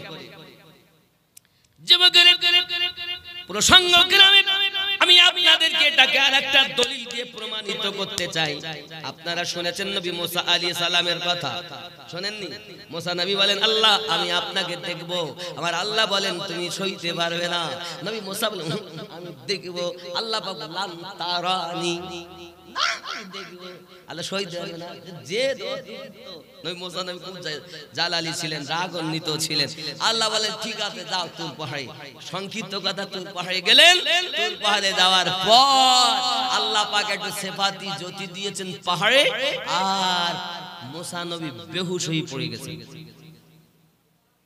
বেহুশ হয়ে যখন পড়ে গেছেন, বেহুশ হয়ে পড়ে যাওয়ার পর যখন মুসা নবী 3 দিন থাকলেন, 3 দিন 3 রাত, 3 দিন 3 রাত পর মুসা আলাইহিস সালাম আল্লাহ সেফাতে নূরের প্রশংসা যখন করতেছেন, বাবা নবী মুসা নবী যা কথা বলেন গাল দিয়ে তার আগুন বার হয়, আগুন গাল দিয়ে আগুন বার হয়, যেদিকে তাকে আগুন ধরে যায়। যে কথা বলতে গেলেই হা করলেই আগুন বার হয়, আর যেদিকে দেখে সেই দিকে আগুন ধরে যায়। আগুন যখন ধরে যায়, নবী মুসা আলাইহিস সালাম পরেশান। আমার আল্লাহ পাক আল্লাহ তাআলা বলেন, নবী মুসা আমি আল্লাহ পাক আল্লাহ তাআলা সেফাতি নূর দিলাম, তুমি সইতে পারলে না। তবে জেনে রাখো আমি তোমাকে একটা সংবাদ দেই, আমার আখিরি জামানায় আমার হাবিবের উম্মতের ভিতরে এমন কিছু দরবেশ থাকবে, প্রতিদিন আমি আল্লাহ পাক আল্লাহ তাআলা তাকে 70 বার করে এরকম নূরের ঝলক 70,000 পর্দা তুলে তাকে দিদার দেব। দরবেশ দরবেশ দরবেশ, তবু তারা সইতে থাকবে, কখনো কিছু বলবে না, তারা সহ্য করতে পারবে। ওগো নবী মুসা জেনে রাখো তাদের ভিতরেও প্রেম আছে, জেনে রাখো তাদের ভিতরে মোহাব্বত আছে। আমার হাবিবের উম্মতের ভিতরে দরবেশ যারা হবে তাদের ভিতরে এই অগ্নি জ্বালা থাকবে, প্রেমের আগুন থাকবে। আয় নবী মুসা, যদি তোমার মুখে ওই জিনিসটা আগুনটাকে তুমি নিভাতে চাও, কোন দরবেশ ব্যক্তির পরিহিত জুব্বার এক টুকরা কাপড় মুখে বেঁধে লাও, তোমার মুখ থেকে আগুন বার হওয়া বন্ধ হবে। যুবক আমার, আল্লাহর নবী মুসা আলাইহিস সালাতু সালাম তাই করা হলো। এই আখিরি জামানার নবীর উম্মতের ভিতরে কিছু দরবেশ এমন আছে বাবা, লক্ষ লক্ষ দরবেশ আল্লাহ দুনিয়ায় দিয়েছেন। আমি আপনাদেরকে সংক্ষিপ্তভাবে বোঝাতে চাচ্ছি, এই ভারতের মালিকানা, ভারতের ভিতরে দায়িত্ব আল্লাহর অর্ডারে রাসূলুল্লাহ খাজা গরিব নওয়াজকে দিয়েছেন। ভারতের রাজাকে খাজা গরিব নওয়াজ। ও দিন বাকি নাই, মোদির গদি উল্টাতে দেরি নাই। ওরা যদি বলে এটা বড় ষড়যন্ত্র, আজ মানুষ তোরা মিছিল মিটিং করে দিবি, পিছন দিক থেকে আমরা হামলা চালিয়ে মুসলমান তোদের ধ্বংস করব। এটা কিন্তু এদের চালাকি। ওরে আমার যুবক, 6,40,000 একর জমি অকাপ সম্পত্তি তারা দখল করেছে। জালিম সরকার আমাদের হয়েছে। এই জালিম সরকারের আপনার কিনা গদি উল্টাতে দেরি লাগবে না। জানা উচিত আল্লাহর ওলিদের খাটিয়ার তলায় পানির পাত্রে তো জামানার রাজার রাজত্ব ভরা থাকে। মুসলমানদের খেলো না মনে করে। বাবা আমার, আমি জিহাদি কথা বলি না, তবে এতটুকু কথা বলি, প্রেমের কথা।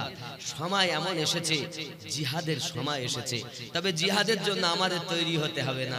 বিশ্বযুদ্ধ একবার হবে, আর এর জন্য আল্লাহ সেনা সৈন্য নিযুক্ত করে রেখেছেন। জোরে বলে,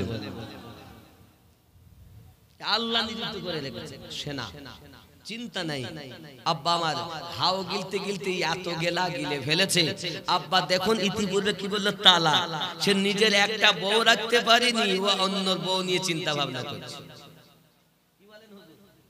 একটা নিজের বউ তো রাখতে পারেনি। মোদী সরকারের বউ আছে, নিজের বউ তো একটা বউ তো রাখতে পারেনি।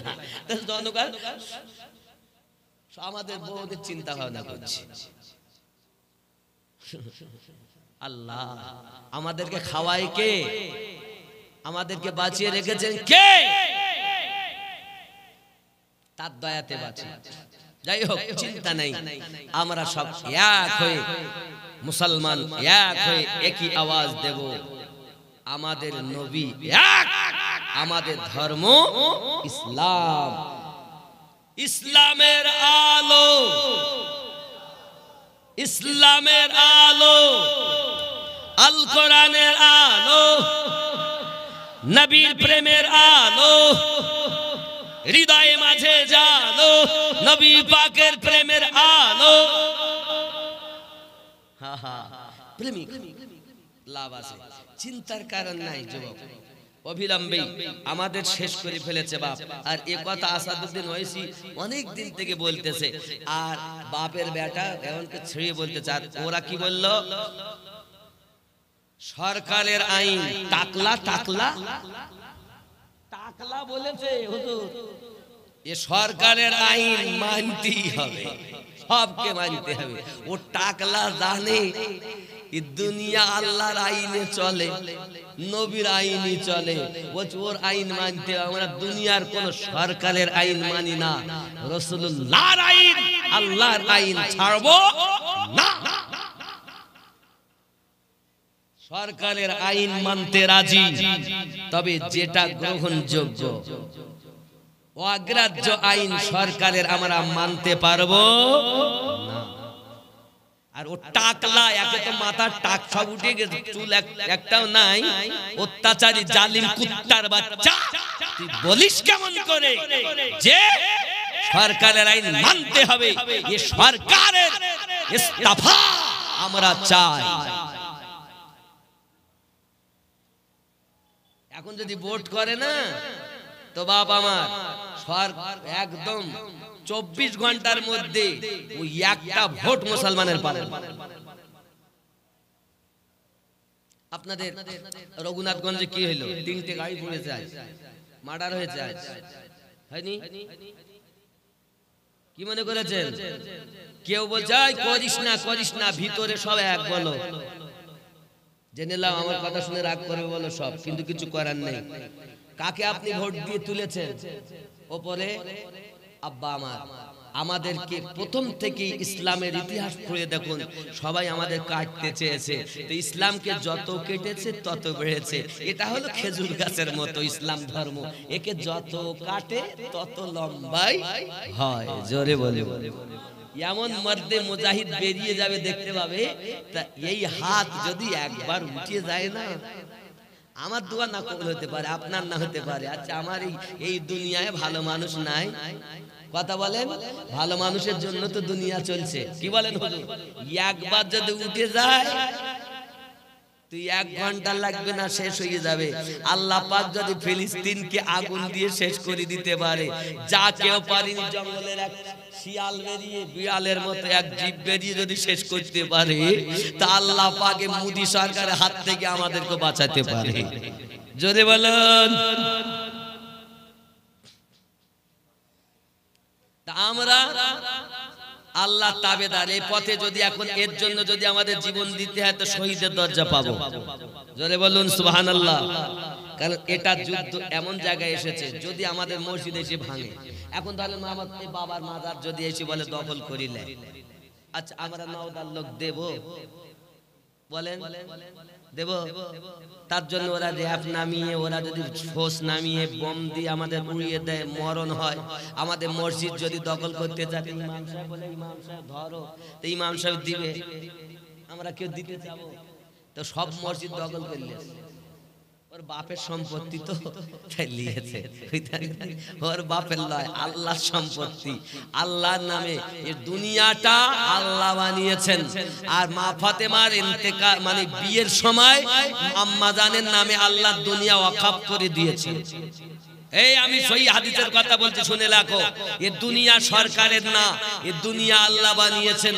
আর এই দুনিয়াকে মা ফাতেমার বিবাহের সময় আল্লাহ ওনার নামে ওয়াকফ করে দিয়েছেন। জোরে বলুন। মা ফাতেমা রাদিয়াল্লাহু তাআলা আনহার ওয়াকফকৃত সম্পত্তিতে আমরা বসবাস করি। যিনি জান্নাতি নারীদের সর্দারিনী। যাক আমি সাইডে যাব না, ঘটনাটার একটুখানি বলি। 11:30 বাজে, 12টার মধ্যে শেষ কর। হ্যাঁ কি আছে না, সম্ভব না। আমি মানুষ, আমার গলায় ব্যথা, আমি অপারেশন করতে যাব, এই কারণে আমি 2 ঘন্টার বেশি নয়, সেখানে আরো 8 ঘন্টা বেশি করছি। আপনি জানেন না, আমি 24টা রোজা পর্যন্ত ব্যাঙ্গালোরই ছিলাম। গলাতে আমার এখানে পানি সিস্ট বাবা, আমি 3-3.5 ঘন্টা বক্তব্য দিয়েছি। আমি নিজে অসুস্থ না হলে হতো। এই জলসাগুলো ধরেন, এই জলসা আমি মোটে যদি না আসতাম, আপনার কি বলতেন? হারামির জাত আমিনুদ্দিন বলতেন না? ও হারামির বাচ্চা, দাওয়াত নিয়ে আসেনি তাই বলতেন। ভালো করে শোনেন, আমি বসে থেকে ব্যাঙ্গালোরে টাকা খরচা করে গিয়ে 50,000 টাকা ব্যয় করে ফিরে এসেছি শুধু আপনাদের জন্য। যেগুলো জলসার লেওয়া আছে, আমি যদি না যাই, আর আমি অপারেশন করলেই আমাকে 2 মাস রেস্ট দরকার, তাহলে আমি আপনাদের জলসাগুলো আসতে পারতাম না। তো আপনারা আমাকে কেউ ভালো বলতেন, কেউ খারাপ বলতেন, আপনাদের জন্য এসেছি। বাপ আমার আবার আমাকে চলে যেতে হবে, অপারেশন করার জন্য দোয়া করবেন, তিনি বাঁচালে বাঁচবো, বলার ক্ষমতা দিলে বলবো না কেন। তবে যেটা 1 ঘন্টা বাড়াচ্ছেন হুজুর সম্ভব না, আমি নিজে অসুস্থ বাবা। আপনি দেখেন এই জায়গাটা দেখেন মোটা হয়ে আছে। হ্যাঁ, মহরম আলী সাহেবকে আসতে বলেন, তাই কোথায় আটকে গেল?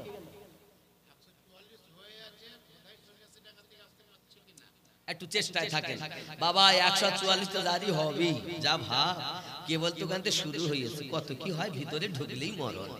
আমাদেরও রাস্তাঘাটে চলা বড় মুশকিল। কাল কি আবার যাবো সেই নন্দীগ্রাম, কি হবে তা আল্লাহই জানে, বুঝলেন? খুব মুশকিল বাবা। আল্লাহ একটু জিকিরে লা ইলাহা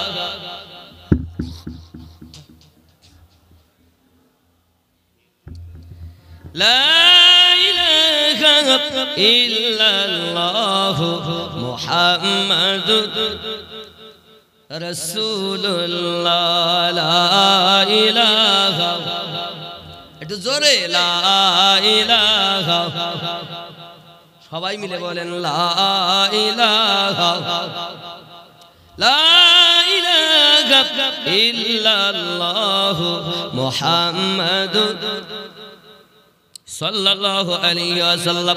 বাপজি আমার খেয়াল করুন, হযরত ফরিদ মায়ের কোলে মাথা দিয়ে শুয়ে আছেন। মা আদর করে, সোহাগ করে, বাবা তোর মতো সন্তান আমি পেটে ধারণ করে আমি মা বড় গর্বিত হয়েছি, কারণ তোর সমস্ত চলা, তোর সমস্ত বলা আমি মা সবকিছু দেখেছি, আমি সবকিছু জানি। বাবা ফরিদ রে, বাবা ফরিদ রে, এই জীবনটা আজ এটা হলো আখিরাতের খেতি বাড়ি বাবা, আর দুনিয়া মাজরাতুল আখিরা, দুনিয়াটা আখিরাতের খেতি বাড়ি। এ বাবাজি আমার, এই দুনিয়ায় এখন তোমাকে প্রয়োজন একজন কামেল মুর্শিদের কাছে নিজেকে বিক্রি করা। বেটা বলেন, মা এতদিন 36 বছর আমি কাটালাম, এখন আমাকে বায়াত হতে হবে মা? হ্যাঁ বাবা, আমি শুনেছি নদীর ওই পারে হযরতে পীর শাহ কালান্দার রহমাতুল্লাহ আলাইহি বড় একজন আল্লাহর ওলি, ওনার কাছে আপনার চলে যাও। ওনার কাছে গেলে মনে হয় তোমার ঠিকানা পেতে পারো বাবা, যাও তার কাছে। এখন আপনার কিনা চললেন টুকটুক করে, মায়ের অর্ডারটা নিয়ে আপনার যাবেন। সম্মুখে হলো নদী, নদীতে কোনো নৌকা নাই, কোনো যানবাহনের ব্যবস্থা নাই। উনি ডাক নাই, কিভাবে যাব? এমন সময়তে নিজের রুমালটা আপনার কিনা বিছিয়ে দিয়েছেন বাবা পানির উপরে, রুমাল ভাসতেছে, ওই রুমালের উপরে চেপে গিয়েছেন। এক মায়ের দোয়া আর এক হলো খোদার ইবাদত। ও যুবকেরা, জওয়ানেরা, আপনাদের কাছে আমি অনুরোধ করব, সকালবেলা আপনি মাঠে যান, কাজে যান, দোকানে যান, ব্যবসায় যান, বাণিজ্যতে যান, যে কর্মে আপনি যাবেন, সকালবেলা উঠে মায়ের হাতে একটু চুমা দিয়ে, আব্বার হাতে একটু চুমা দিয়ে তারপরে আপনি যাবেন। আপনি যদি আপনার মায়ের এবং বাপের কদম বুসি করে যেতে পারেন আরো ভালো, যদি না পারেন হাতে অন্তত একটা চুমা দিয়ে চলে যাবেন। যত বড় মুসিবত আসুক না কেন, মায়ের দুয়ার বরকতে আল্লাহ মুসিবত দূর করে দেবে। মায়ের হাতে চুমা দিয়ে যাবেন তো? ওই ছেলেরা, আব্বা মা যাদের বেঁচে আছে, আব্বা ও মায়ের হাতে চুমা দিয়ে যাবেন তো? বলুন ইনশাআল্লাহ। আরে হুজুর আপনি যাই বলেন, বউকে চুমা দিতে ভালো লাগে, মাকে দিতে ভালো লাগে না। বউকে চুমা দিতে ভালো লাগে, একবার জিজ্ঞাসা করিনি কোন হাদিসে আছে, আর যেই বলেছি মার হাতে চুমা দাও তো কোন হাদিসে রইছে। তা বউকে চুমা দেওয়া কোন হাদিসে রইছে? ভালোবাসার হাদিসে রয়েছে।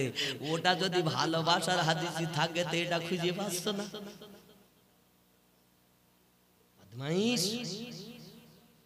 যে মা তোমাকে পেটে ধারণ করে রাখলো, আল্লাহ পাকের নবী সাল্লাল্লাহু আলাইহি সাল্লাম বলেছেন, বুখারী ওই মুসলিম ও মিশকাতে রাসূল করিম সাল্লাল্লাহু আলাইহি সাল্লাম বলেন, জান্নাত তোমার মায়ের কদমের তলায়।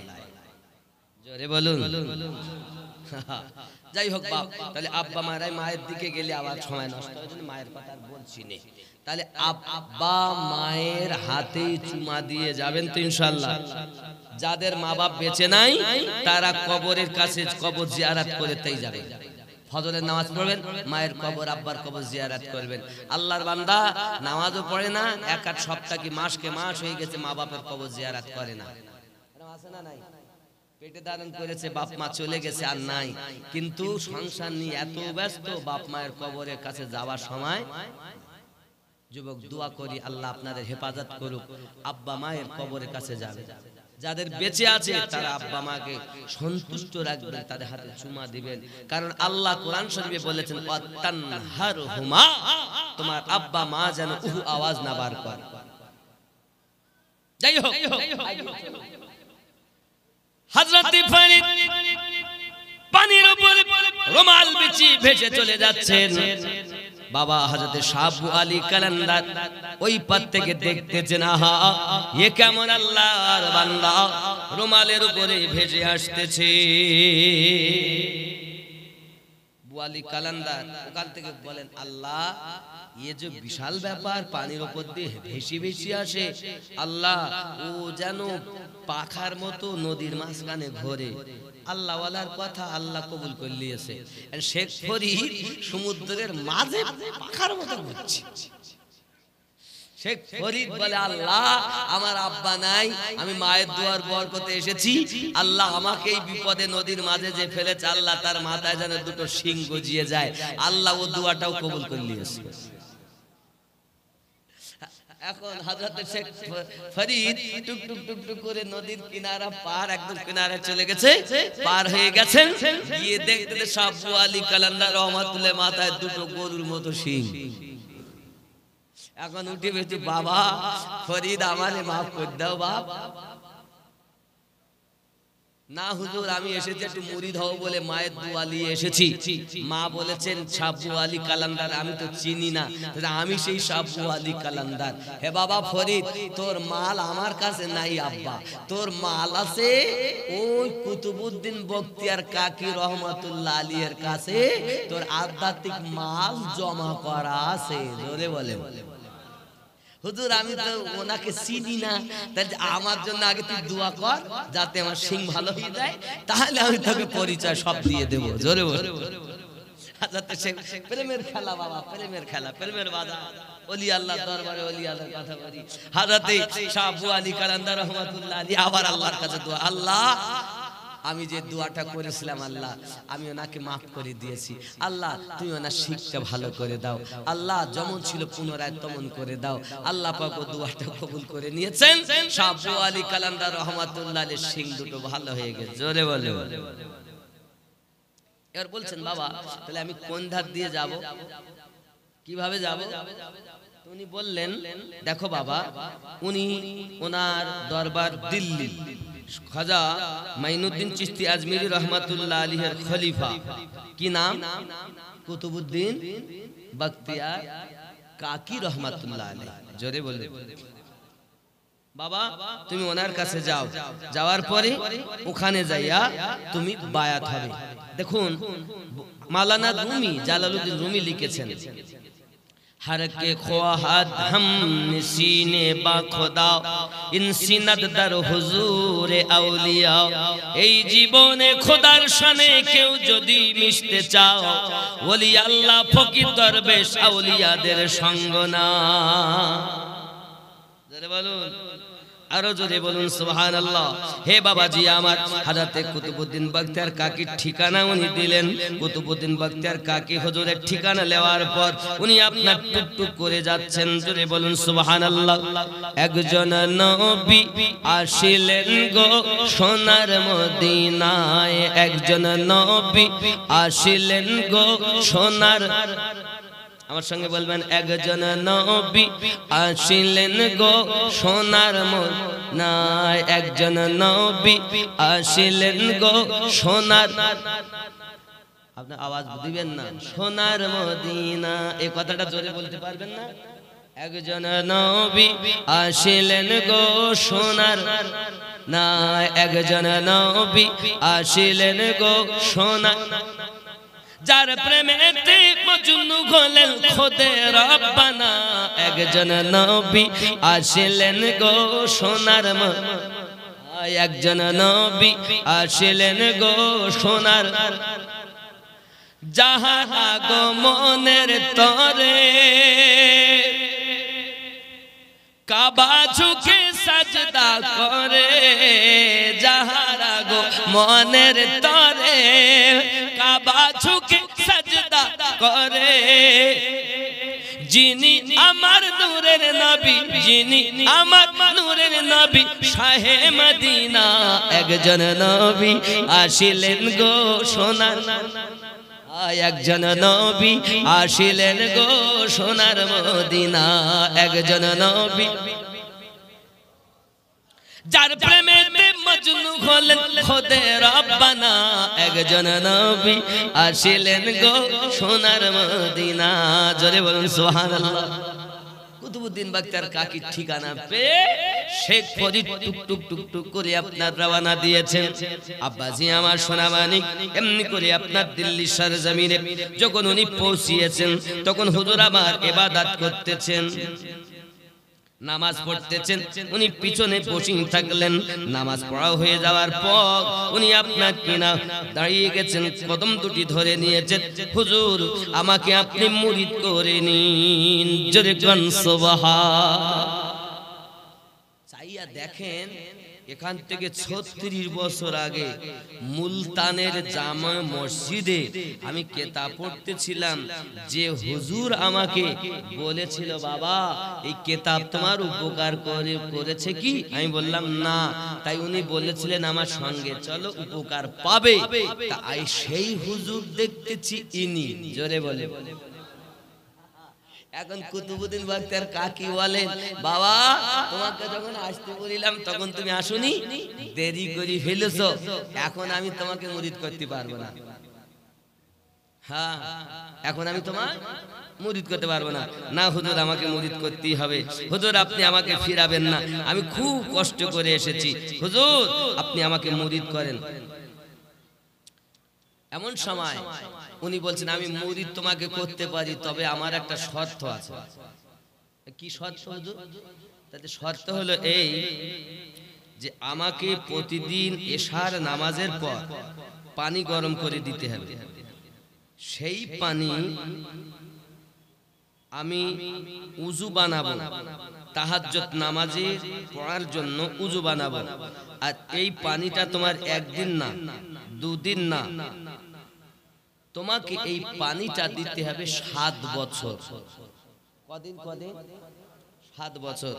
বাবা জেনে রাখো, তুমি এই মাটির পাত্রতে পানি গরম করবে, জেনে রাখো কোনোদিন যদি পানি দিতে ত্রুটি হয়, কোনোদিন যদি তুমি পানি না দিতে পারো, তা তোমাকে আবার কিন্তু গোড়ায় যেতে হবে। বা পাত্র ভেঙে যায় বা কিছু হয়ে যায়, তখন তোমাকে আবার গোড়ায় যেতে হবে। তোমাকে সেই প্রথমের জায়গায় গিয়ে আবার তোমাকে 7 বছর ডিউটি করতে হবে। পারবে? হুজুর চিন্তা করে না, আমি এক এক করে 36 বছর কাটিয়েছি। এখন আমি যদি বলি পারবো না, তাও তো বেকার। যেখানে পাস মানে 36 বছর গেল, 7 বছর করতে আমার অসুবিধা নাই। সময় থাকতে পীর ধর্মন দাখিল হইয়া তরিকায়, পীরের হাতে বায়াত হইলে নবীর উম্মত তারে কয়। সময় থাকতে পীর ধর্মন দাখিল হইয়া তরিকায়, জোরে বলে। বায়াত হইলে পীরের হাতে দেখা হয় রাসূলের সাথে, যাইয়া দেখো হাকিকাতে আল্লাহ রাসূল এক জায়গায়। সময় থাকতে পীর ধর্মর দাখিল হইয়া তরিকা। বলুন, খেয়াল করেন, তোমার পীরকে রাইখা দূরে যাও যদি অন্য পীরের দাঁড়ি, দিবে না কিছুই তোমারে যদি সে খাঁটি পীর হয়। সময় থাকতে পীর ধর্মন দাখিল হইয়া তরিকা। সাবু আলী কালান্দার বলেন, আমার কাছে কিছু নাই, তোমার মাল আছে অমুক জায়গায়, আসল পীর হইলে সেখান থেকে নিতে হবে। জোরে বলুন। আর নকল পীর হইলে বাবা এখন খেলাফতি টাকাতে কিনতে পাবে। 4 জায়গার খেলাফতি পেয়েছে, 5 জায়গার খেলাফতি, ও ভেতরে হাত দিয়ে দেখেন ও কোন জায়গা জিকির করে, ও চোর কোথাকার। আমাকে শুনতে বুঝতে পারে না এই জিনিসগুলো, আরো বোঝেন। এই দুনিয়ার যত শিক্ষা তার উপরে পীরের দীক্ষা, এই দুনিয়ার যত শিক্ষা তার উপরে পীরের দীক্ষা। পাশ করিলে ওই পরীক্ষা অমর থাকে এ ধরায়। সময় থাকতে পীর ধর্মন দাখিল হইয়া তরিকা। বলুন বন্ধুনি আমার, শেখ ফরিদ বলেন, হুজুর আমার কোনো আপত্তি নাই, আমি আপনার ডিউটি করতে রাজি। প্রতিদিন এশার নামাজ হয়, বাবা পানি গরম করেন, ওই পানিটা একটু ঠান্ডা হয়, হুজুরকে আপনার উযু বানাতে দেন, উযু বানান, উনি তাহাজ্জুদ নামাজ আদায় করেন। বাবা তাহাজ্জুদ নামাজ প্রতিদিন পড়ে, ডিউটি চলতেছে, একদিন 2 দিন 3 দিন এমনি করে আপনার কিনা চলে গেল। হে যুবকেরা আমার, ডিউটিটা 7 বছর পূর্ণ হতে আর মাত্র 1 রাত বাকি আছে। কয় রাত?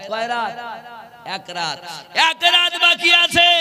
হঠাৎ কুতুবুদ্দিন বখতিয়ার কাকি আল্লাহ আল্লাহ পাকের দরবারে হাত তুলে বলেন, আল্লাহ আমার ফরিদ খুব ভালো ছেলে, নম্র ছেলে, ভদ্র ছেলে। আল্লাহ ফরিদের ব্যবহারে আমি বড় খুশি। আল্লাহ গো তোমার কাছে আমি দোয়া করি, আমার ফরিদকে এত জলদি বিদায় দিতে আমার মন চায় না গো আল্লাহ। আমি দোয়া করি আমার ফরিদ যে পাত্রে পানি গরম করে ওই পাত্রটা যেন আজ ভেঙে যায়, গেলে অপরাধের কারণে আমি আমার ফরিদকে আরো 7 বছর কাছে রাখতে পাবো।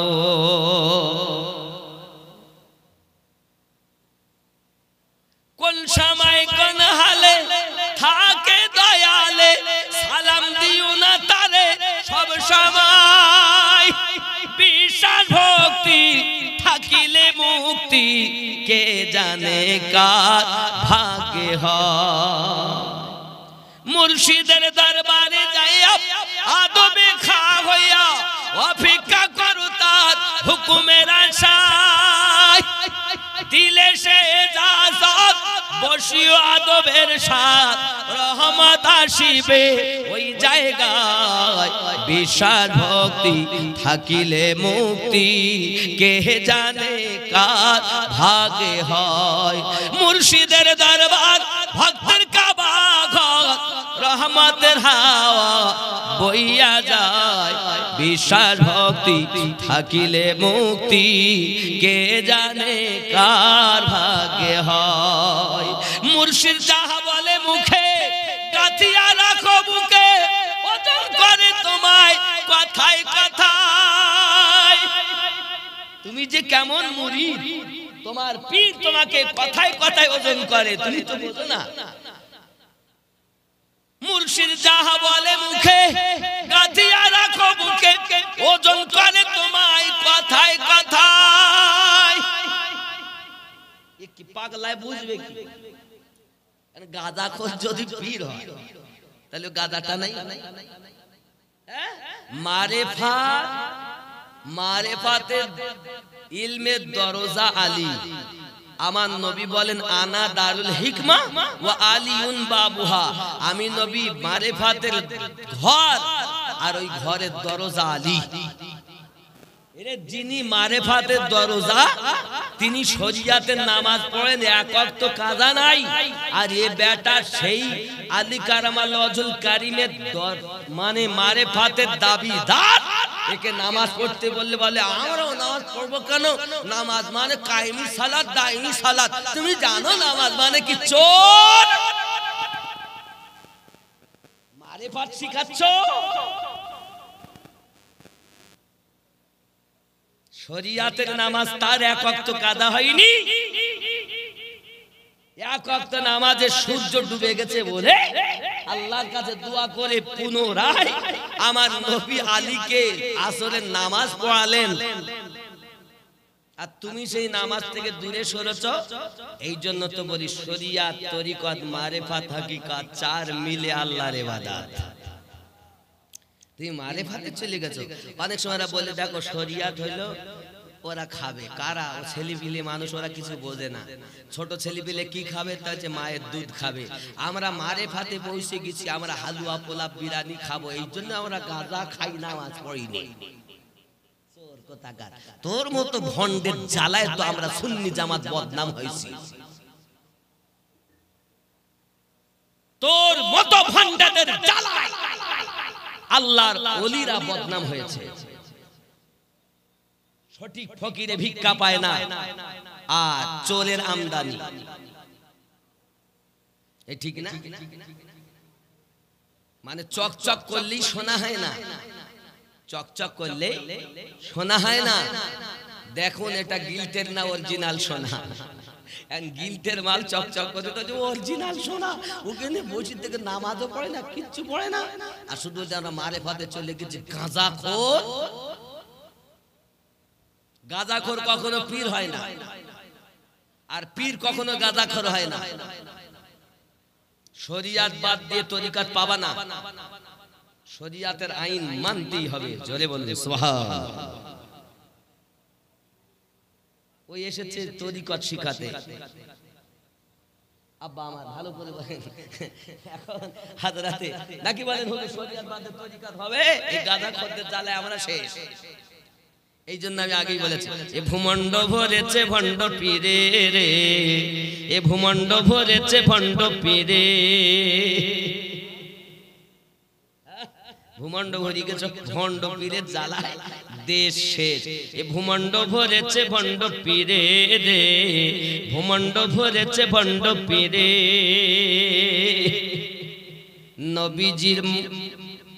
নবীজি পাকের মুখের বাণী আসিলে ঘর কলি, ঘরে ঘরে দেখা দিবে সহ শত অলি।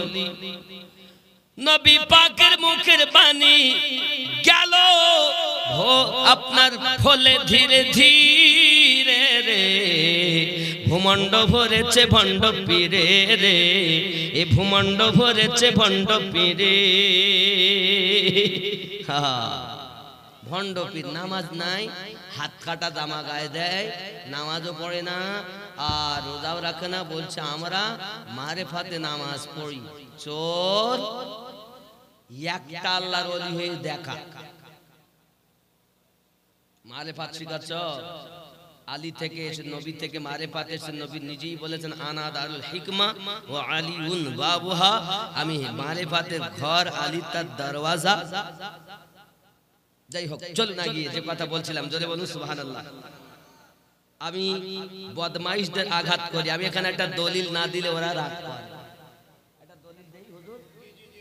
একটা দলিল দেই। আচ্ছা বাবা, আউলিয়া হলো দুই রকম। কয় রকম? জোরে বলুন কয় রকম? এক নাম্বার খাঁটি আউলিয়া গণ, আর দুই নাম্বার হলো নকল আউলিয়া গণ। আউলিয়া অর্থাৎ বন্ধুগণ, আর ওলি মানে বন্ধু। আউলিয়া অর্থ কি? বন্ধুগণ, আর ওলি মানে বন্ধু। এখন কোরআন শরীফের ৬২ নাম মানে আয়াত ১০ নাম্বার সূরা, এইটা হলো অরিজিনাল ওলি। আর কোরআন শরীফের ৭ নাম্বার সূরা ৩ নাম্বার আয়াত, এটা হলো ডুপ্লিকেট ওলি। যদি বলেন কেমন, সংক্ষিপ্ত বলি। সূরা আল আরাফ আয়াত নাম্বার ৩, বিসমিল্লাহির রহমানির রহিম, মিন দুনিহি আউলিয়া কলিলাম মা তাযাক্কারুন। এই হলো শয়তানের ওলি, এই হলো ডুপ্লিকেট ওলি। নামাজ তাদের লাগবে না, রোজা তাদের লাগবে না, হজ তাদের লাগবে না। আব্বা আমার, তারা দুনিয়ায় সব কিছু গাজায় টান মারবে, নামাজও পড়বে না, শরীয়তের খেলাফ কাজ করবে, গাঁজা খাবে, মদ পান করবে, দুনিয়ার কুনীতি কাজ করবে, মারেফাত করে পাগল হয়ে যাবে। যুবকুরি, তুমি যদি দেখো, এই হলো ডুপ্লিকেট ওলি। আল্লাহ পাক কোরআন মাজিদের ৭ নাম্বার সূরায় ৩ নাম্বার আয়াতে বলেছেন, এই ওলিদের কাছে আল্লাহ তাবেদারি করতে নিষেধ করেছেন। জোরে জোরে বলুন সুবহানাল্লাহ। দেওবন্দি, ওয়াহাবি, কাদিয়ানি, লামোজাবি, এক কথায় তারা এই আয়াতকে সম্মুখে রেখে সুন্নি ভোলা ভালা মুসলমানদেরকে বলে, আল্লাহ কোরআন শরীফে বলেছেন আউলিয়াদের কাছে যাওয়া যাবে না, তাবেদারি করা যাবে না। এই দেখো কোরআন শরীফে আছে, কিন্তু ভেঙে তারা বলে না, এটা হলো ডুপ্লিকেট ওলি, শয়তানের ওলি, শয়তানের বন্ধু, ডুপ্লিকেট বন্ধু। অরিজিনাল বন্ধু যারা, তাদের সঙ্গ নেওয়ার কথা। আল্লাহ কোরআন শরীফে বলেছেন, ওয়াকুনু মা'আস সাদিকিন, তোমরা সত্যবাদীর সঙ্গ গ্রহণ করো, সঙ্গ অবলম্বন করো। বোঝা গেল কোরআন মাজিদে যদি থাকতো আমরা মেনে নিতাম, কিন্তু দুনিয়ায় গন্ডগোল পাকিয়ে দিল ওই ওয়াহাবির দল। আম গাছের ছাল জাম গাছে দিয়েছে, দিয়ে বলছে দেখো আল্লাহ ওলির কাছে যাওয়া নিষেধ করেছে। সূরা আল আরাফ আয়াত নাম্বার ৩। দলিল বুঝতে পারছেন? আর অরিজিনাল ওলি কুরআন মাজিদ সূরা ইউনূস আয়াত নাম্বার 62 আল্লাহ পাক বলেন আলা আলা ইন্না আউলিয়া আল্লাহি লা খাউফুন আলাইহিম ওয়া লা হুম ইয়াহসানুন আলা খবরদার হুশিয়ার ডেঞ্জার খতরা বিপদ ইন্না আউলিয়া আল্লাহ নিশ্চয় আল্লাহর প্রিয় বন্ধুগণ যারা লা খাউফুন আলাইহিম নেই কোনো ভয় তাদের ভবিষ্যতের ওয়া লা হুম ইয়াহসানুন না অতীতের কোনো চিন্তা ভবিষ্যতের ভয় যাদের নাই অতীতের চিন্তা যাদের নাই তারা আল্লাহর বন্ধুগণ জোরে বলো এখন আল্লাহ পাকের দরবারে দোয়া কবুল হয়ে গেল কি কবুল হলো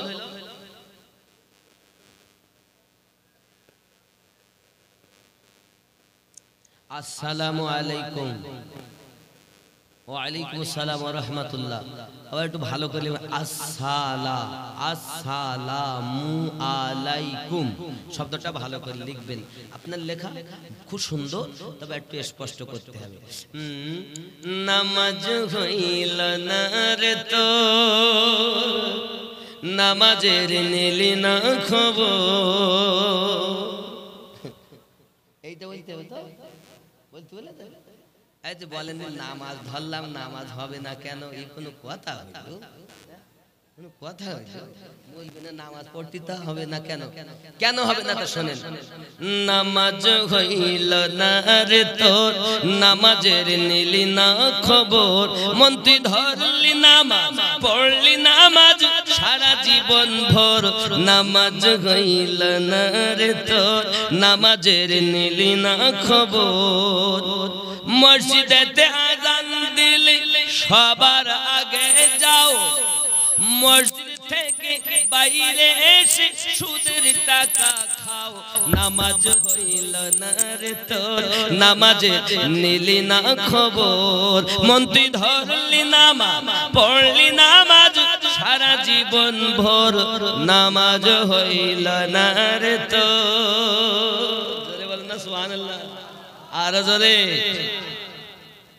নামাজ তুমি ধর্ম জানো চুরি তোমার পেশা আছে না রুকু ঠিক করে না নামাজ তুমি ধর্ম জানো চুরি তোমার পেশা ওই নামাজ তোমার কবুল হবে কেমনে করলে আশা নামাজ হইল না রে তোর নামাজে নিলি না খবর মন তুই ধরলি নামাজ পড়লি নামাজ সারা জীবন ভোর নামাজ হইল না রে তোর নামাজে নিলি না খবর পায়জামা পাঞ্জাবি টুপি সবই তোমার সাদা পায়জামা পাঞ্জাবি টুপি সবই তোমার সাদা মনের মধ্যে তিল পরিমাণ থাকলে তোমার কাদা নামাজ হইল না রে তোর নামাজে নিলি না খবর মন তুই ধরলি নামাজ পড়লি নামাজ সারা জীবন ভোর নামাজ হইল না রে তোর জোরে হবে খারাপ না যে নামাজ হবে না কেন এই কন্যা হবে না এ নামাজের ভিতরে তোমায় মশাই কামড় দিলে নামাজ পড়ছে এ নামাজের ভিতরে তোমায় মশাই কামড় দিলে মশা তুমি আগে মারো রুকু সেজদা ফেলে নামাজ হইল না রে তোর নামাজে নিলি না খবর মন তুই ধরলি নামাজ পড়লি নামাজ সারা জীবন ভোর নামাজ হইল না রে তোর নামাজে নিলি না খবর নবী বলেন নামাজ পড়ো আল্লাহ দেখো নামাজ পড়ো কাকে দেখো আল্লাহ দেখো নামাজ পড়ো আল্লাহ দেখার আমল যদি তোমার না থাকে এতটা ভয় রাখো আল্লাহ তোমাকে দেখছেন জোরে বলুন মারিফাতের দরজা যিনি তিনি বলছেন আমি যখন একটি সেজদা দেই আর একটা সেজদা দেওয়ার আগে আমি আলী অপেক্ষা করি যত সময় আমি আমার রব না দেখি আমি আলী তত সময় তৃতীয় সেজদা আদায় করি না মাওলা পাক জিহাদের মাঠে পায়ে তীর ঢুকে গেল। আব্বা আমার তীর বার করার জন্য চিন্তা ভাবনা, কোনো মতেই পায়ে হাত দিতে দেন না তিনি। আমার নবী বলেন, এখন তোমরা কেউ কেন আলীকে কিছু বলবে না, যখন আমি বলবো তখন যাবে তীর বার করবে, দেখবে আলী তোমাদের নিষেধ করবে না। এখন আলী নামাজে গেলেন, সেজদাতে যখন গিয়েছে, হে যুবক মানুষ যখন আল্লাহকে দেখে, মানুষ যখন আল্লাহর ভয়ে ইবাদত করে, তখন তার সম্মুখ থেকে পর্দা সরে সরে যায়, দুনিয়ার খবর তার থাকে না, মারিফাতে যাই আল্লাহর ইবাদত বান্দাগি করে, শত শত হাজার হাজার পর্দা সরে যায়, মাথা তুলতে মনে থাকবে না রে বাবা। যে প্রেমের কথা আমি আপনাদেরকে বলছি বাপ সংক্ষিপ্ত ভাবে, মা ফাতেমা রাদিয়াল্লাহু তাআলা আনহা নামাজে গিয়েছেন, নামাজ পড়তেছেন, ফজরের আযান কানে এসেছে, আম্মা জান দুটি হাত তুলেছে, মালিক আমি ফাতেমা সেজদা গিয়ে শুধু একবার সুবহানা রাব্বিয়াল আলা বলতে পেরেছি, রাত কেটে গেল, ফজরের আযান হয়ে গেল, আমি ফাতেমার মন ভরলো না। আয় আল্লাহ, রাত যদি একটা রাত হতো আর আমি ফাতেমার জীবন হতো, আমি আপনাকে ডেকে ডেকে অবুঝ মন সান্ত্বনা দিতাম। কি নামাজ সারা রাত গেল, তা একবার সুবহানা রাব্বিয়াল আলা বলতে পেরেছেন? কোন প্রেমে ডাকছিলেন? হায় হায় হায় হায় হায়, ये বোঝানোর লোক কই? যার দেহে আগুন জ্বলে না, সে আগুনের কথা বলে। যার প্রেম হয়েছে সে তো প্রেমের যন্ত্রণা বুঝবে, প্রেমই করে না তো কি বুঝবে? মাওলা পাক সেজদায় গেলেন, নবী পাক বললেন, এবার তোমরা তীর বার করো। এখন তীর ধরে টানে তো বেরোতে চায় না। আব্বা আমার যখন তিনি বার করাতে গোস্ত সহ জায়গা এতটা ফাঁক হয়ে গেছে, রক্ত লেলিহান পায়টি পর্যন্ত ভিজে গেছে রক্ততে। মাওলা পাক নামাজ থেকে উঠেছেন, দেখছেন পায়ে তীর নাই। আর আলী তুমি কিছু বোঝো না, কিছুই বলো না, রক্ত প্রবাহিত হলো, এত পাটি ভিজে গেল। মাওলা আলী বলেন, আমি আল্লাহকে দেখি তীর কি বার করেছে কি করুনি আমি নিজেই বুঝতে পারিনি। আমার ইচ্ছা ছিল ইয়া রাসূলুল্লাহ ইয়া হাবিবাল্লাহ, আমি যদি তীর অবস্থাতে মাওলা পাকের সম্মুখে হাসরের মাঠে যেতে পারতাম, আমি আমার মাবুদকে বলতাম, মাবুদ আমি যেই যুদ্ধটা যদি তোমাকে রাজি করার জন্য, তোমার হাবিবকে রাজি করার জন্য করে থাকি, আল্লাহ গো এই তীরের বিনিময়ে আমি আলী আপনার কাছে আমার নবীর উম্মতের ক্ষমা চাই। তোমরা আমার তীরটা বার করে নিলে আমি আলী হাসরের মাঠে বহু কষ্ট করে যাব বলে নিয়েছিল, কিন্তু তীরটা তোমরা বার করে নিয়েছো। আবার বোঝা গেল আল্লাহর ইশকে ফানা ফিল্লাহ হয়ে যিনি নামাজ পড়েন তার নামাজ নামাজ হয়। আর দুনিয়ায় যারা শুধু লোক দেখানো ঠুকতে যায় তাদের নামাজ, বাবা আমার সবাই জানে নামাজ তো হয়েছে, কিন্তু অরিজিনাল হয়নি। 12 পার হুজুর। আচ্ছা যে ওয়াজটা করছিলাম বলবো না, ছেড়ে দাও বাপ, আমি এতটা দূরে যাব কিছু করার নেই। জোরে বলুন সুবহানাল্লাহ, আরো জোরে বলুন সুবহানাল্লাহ। আপনারা আজ থেকে নামাজ পড়বেন তো? দেখেন আমি আমিনুদ্দিন সঙ্গে দেখা হবে কিনা, আগে যে দেখেছিলেন দাড়ি কালো ছিল, এখন সাদা অনেকটা হয়ে গেছে, বলো অনেক হয়ে গেছে, বুঝেছেন? দাড়ি অনেকটা কালো সাদা হয়ে গেছে, কদিন বাঁচবো ঠিক নাই। আমার পরে তৈরি হচ্ছে আমার বেটা, এই দেখছেন সামনে আমার ডান হাতেই বসে আছে, ছেলের নাম আবু আনাস গাজী, আমার বেটা, একটাই বেটা, দারুল হুদা ইউনিভার্সিটিতে পড়াশোনা করে ভীমপুর। হ্যাঁ ওখানেই ছিল, পরীক্ষা দিয়ে আমি বলে গাড়িতে করলি আসাতে এত জাম লেগেছে, আমার ড্রাইভারে গিয়ে আটকে গেছে। যাই হোক, আবার শরীফুদ্দিনকে বললাম দিচ্ছি টোটো পাঠাই দে, হয়তো টোটো করে যেতে হইতে পারে। তো ইয়েও টোটো নিয়ে গেছে আর ওদিকেও গাড়ি নিয়ে চলে এসছে। সুবহানাল্লাহ, এইরকম বুঝতেছেন? যাই হোক, আল্লাহ রহম করুক, জোরে বলি আমি, আরো জোরে বলুন আল্লাহুম্মা। দোয়া করবেন আমার সন্তানের জন্য, করবেন তো ইনশাআল্লাহ। আপনাদেরকে হাত জোড় করে নিবেদন করি, বাপ সন্তানকে আমি চাইছি, কিচ্ছু চাই চাই।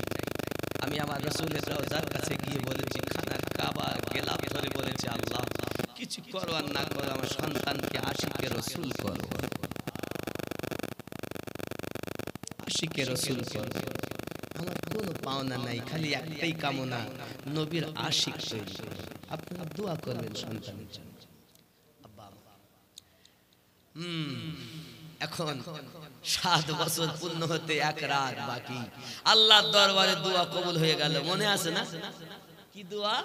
আল্লাহ, ফরিদ যে পাত্রে পানি গরম করে পাত্রটা যেন ভেঙে যায়, আর এই অপরাধের জন্য আমি আবার 7 বছর তাকে রাখতে পারবো। জোরে বলুন।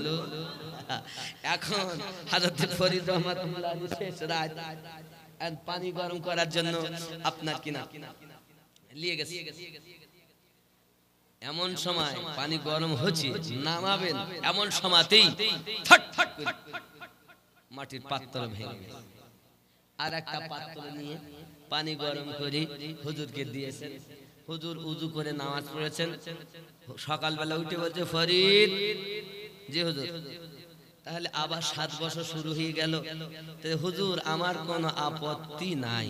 জোরে বলে কেমন মশলা দেখেন, কেউ যদি একটা রোজা ছাড়িয়ে দেয় যে নিয়ে বুঝি, তাহলে তাকে 60টা রোজা রাখতে হবে, এটা আল্লাহর আইন। এখন মনে করেন আমরা রোজা রেখেছি 60টা রাখবো, রাখতে রাখতে রাখতে রাখতে 59টা হয়ে গেছে, কোনো কারণে আমি ওটা রাখতে পারলাম না। তো ফতোয়া মশলা বলেছে, হুজুরের কাছে শুনে দেখেন যে 59টা হইল, আবার তুমি গোড়ায়। কি হুজুর? আবার গোড়ায়। আচ্ছা বলেন, মাত্র একটা রাখলে হইয়ে দেখ, বুঝতে পেরেছেন, পূর্ণ হইতো। যে আমার হইল না কোনো কারণে, তা আবার গোড়ায়। ইনি ঠিক এইরকম মশলা দিতে হবে 1 বছর না 7 বছর প্রতিদিন উযু করা পানি দিতে, যদি পাত্রে ভেঙে যায় বা না দিতে পারো, তাহলে আবার গোড়ায়। এখন মনে করেন আপনি আমি মুরিদ হতে গেছি হুজুরের কাছে, আর হুজুর ভাই আমি না দিন যে হুজুর যা, তোকে এখন 3 মাস আমার ছাগল চড়াইতে হবে। আমি কি বলবো বলেন, আমার মুরিদ হওয়ার দরকার নেই, সেদিন এই ভেসে যাবে, বউ বাচ্চা ভেসে যাবে। এখন পীর খুঁজে বেড়াচ্ছে মুরিদ, আর আগে মুরিদ খুঁজতো পীর, ঠিক না? এখন পীরেরা খুঁজে বেড়াচ্ছে কারে মুরিদ করলে কটা টাকা হবে বেশি, কারে মুরিদ করলে সুনাম হবে বেশি। চোর আর যারে করতে সেও হচ্ছে চোর।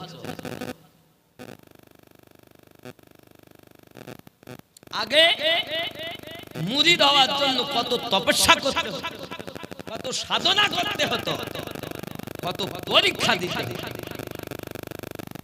বন্ধুরে আমার, আবার পুনরায় 7 বছরের ডিউটি শুরু হয়ে গেল। এক এক করে বাবাজি আমার 1 বছর 2 বছর 3 বছর 7 বছর পূর্ণ হতে যায়। 1 রাত সম্মুখে বাকি আছে। হযরত কুতুবউদ্দিন বখতিয়ার কাকি আল্লাহ পাকের দরবারে হাত তুলে ফরিয়াদ করেন, আল্লাহ আমি আমার ফরিদের উপরে বড় সন্তুষ্ট হয়ে আছি। কাল সকালবেলা তাকে মুরিদ করে খেলাফতি দিয়ে বিদায় দিতে হবে। আমি ফরিদকে তো হারিয়ে ফেলবো, আমার থেকে দূরে চলে যাবে। আয় আল্লাহ, আমি আপনার কাছে ফরিয়াদ করি, আমার ফরিদ আগুন জ্বালায় পানি গরম করে, এবার জানো কালকে তাকে আগুন জ্বালাতে গিয়ে অগাধ কষ্ট করতে হয়, অগাধ পরীক্ষা দিতে হয়। ও যে পাথরে পাথরে ঘর্ষণ করে আগুন জ্বালায়। আয় আল্লাহ, দোয়াটা কবুল করুন, যেন পাথরে পাথরে আগুন আর ফায়ার না হয়।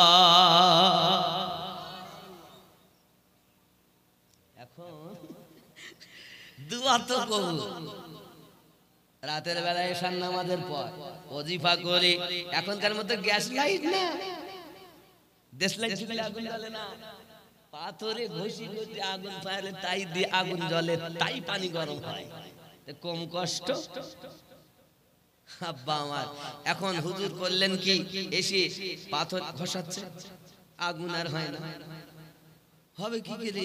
আরে আজ 14 বছর ধরে যা করি আসতেছি, কোনোদিন এরকম হয়নি, আজ হঠাৎ কোনো আগুন পাইনি।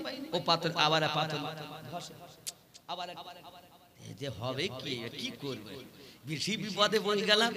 গ্রামে বেরিয়েছে, কারো বাড়ি যদি আগুন থাকে, আলো টালো জ্বলে, তো গ্রামে দেখে কারো বাড়ি আলো।